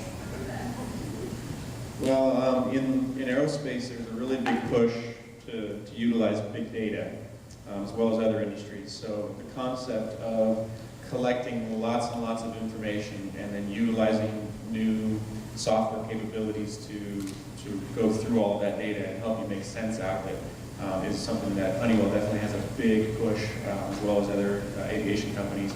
And for my job in particular, when you're developing an algorithm and you want to look at an engine, you can either start by understanding the physics of how the engine works, or the physics of how a particular component works, and then develop software that takes advantage of that by having a model.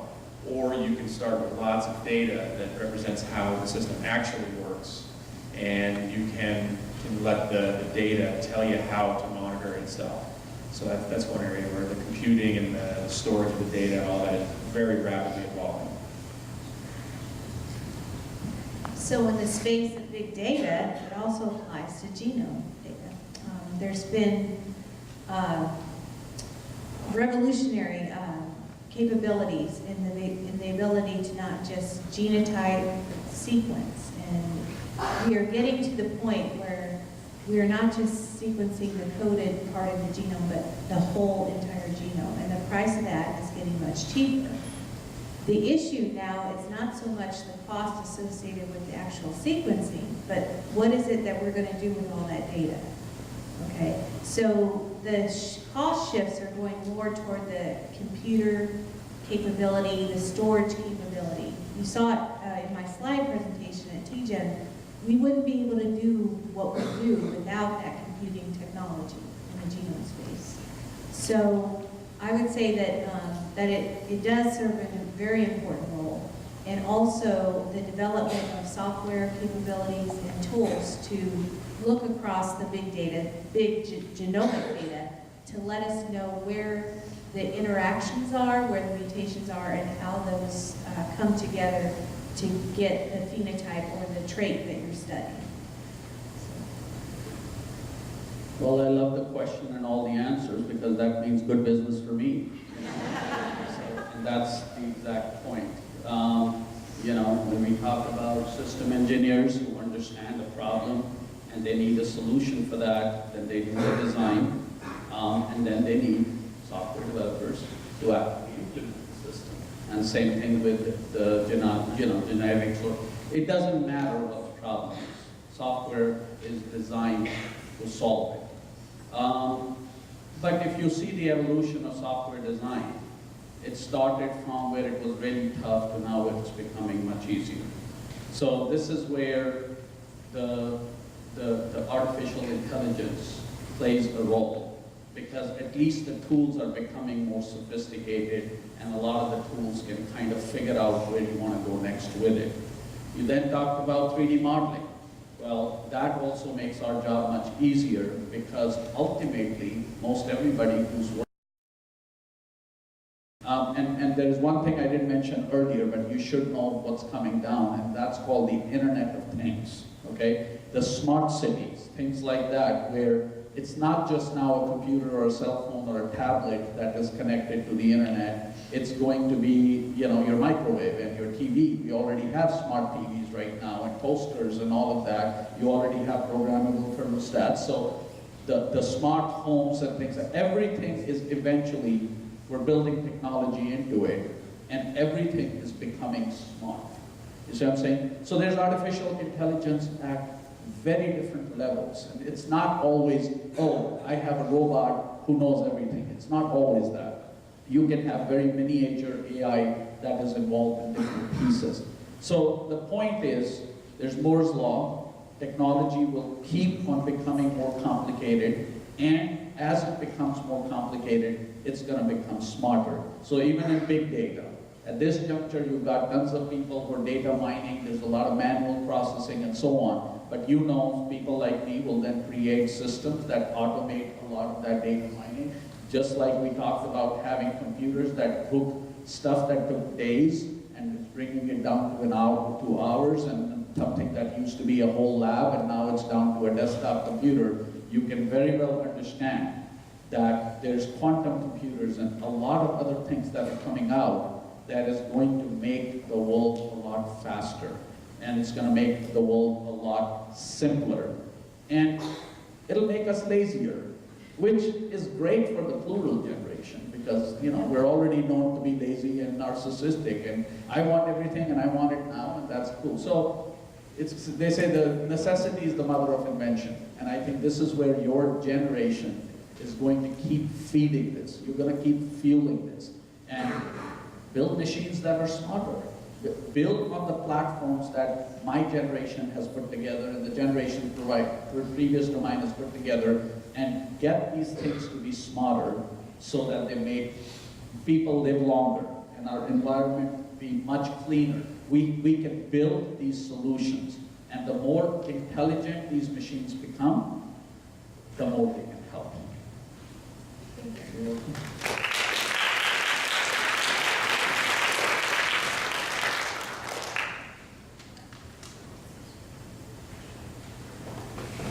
Hello, my name is Sebastian Wojtowicz, and my question is addressed to all the speakers.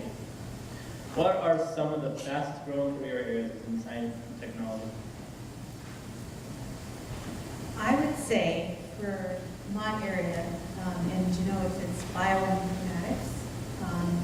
The bioinformatician has a knowledge of the biology, but they actually also have a lot of expertise in coding, scripting, and using software programs to model different ways of looking at genomic data and for applying the statistics to it and such. So I would say in my field it would be bioinformatics.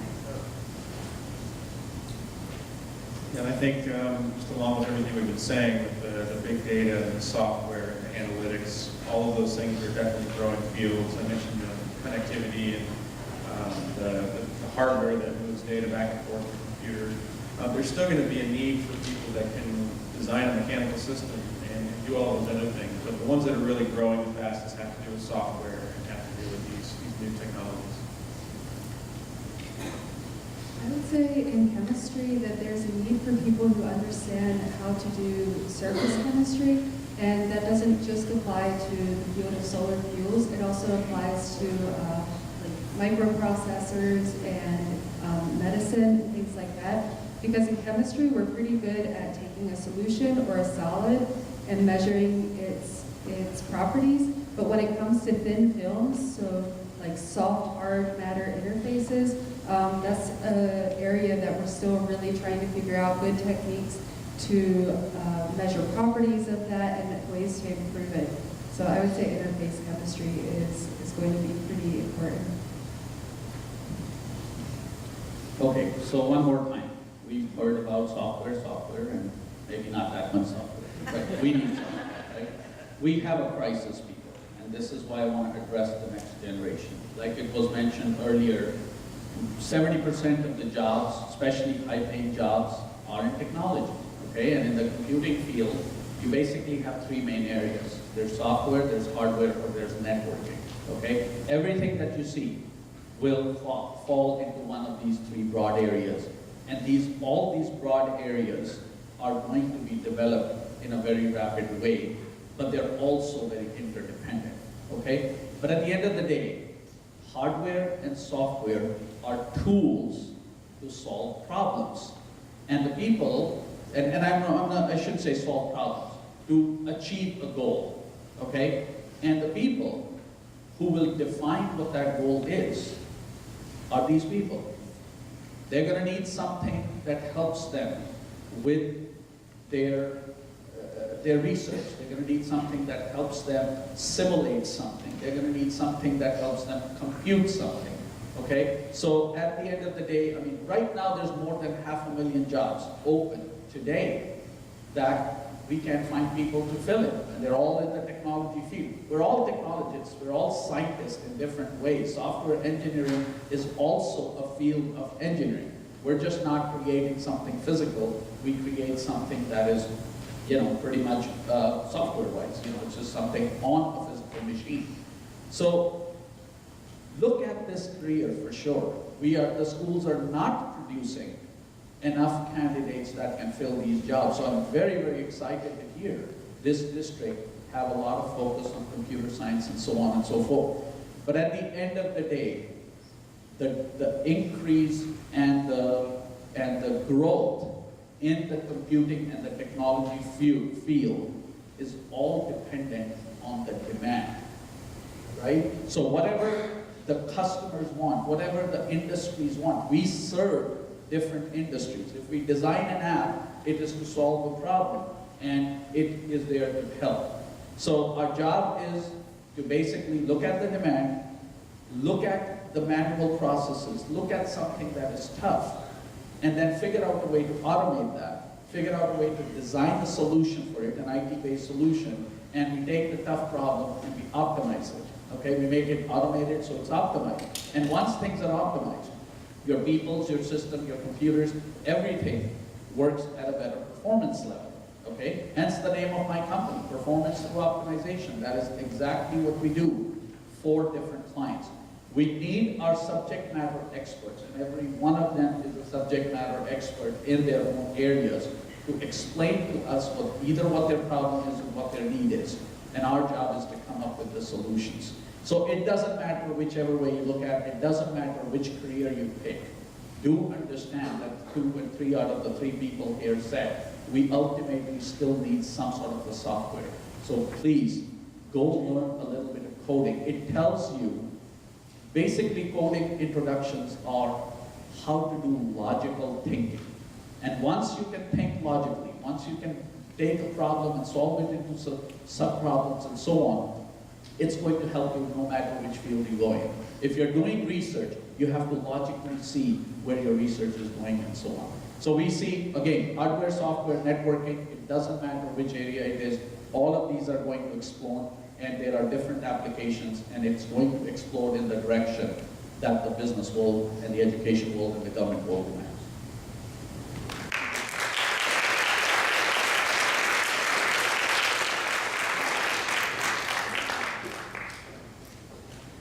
Okay, so that concludes our program for the 2017 SDOHS STEM Conference. Please, one more round of applause for our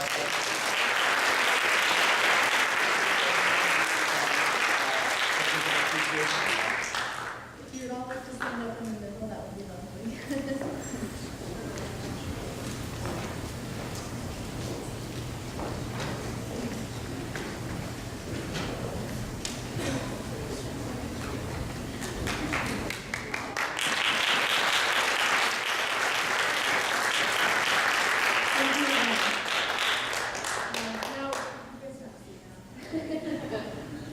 Now, we'd also like to thank the countless people who helped make this event possible.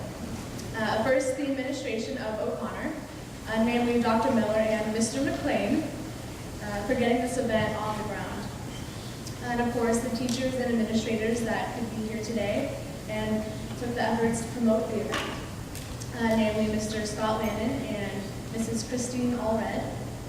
And finally, we'd like to thank our community partners outside of DVUSD, including the Chief Science Officers, Arizona Science Center, Challenger Space Center, and Paradise Valley High School. So thank you.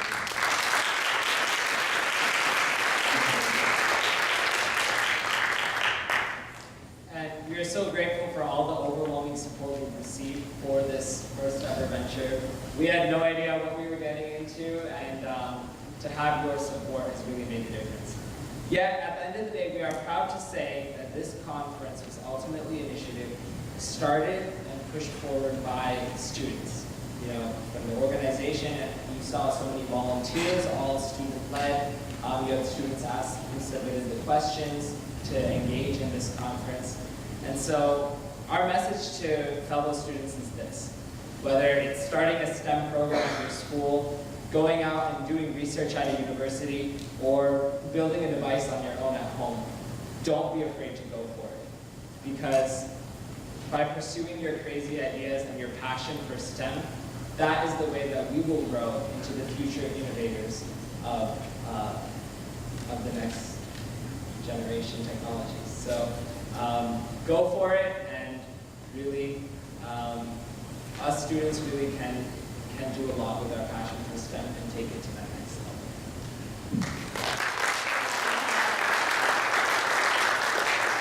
So get your geek on, everyone.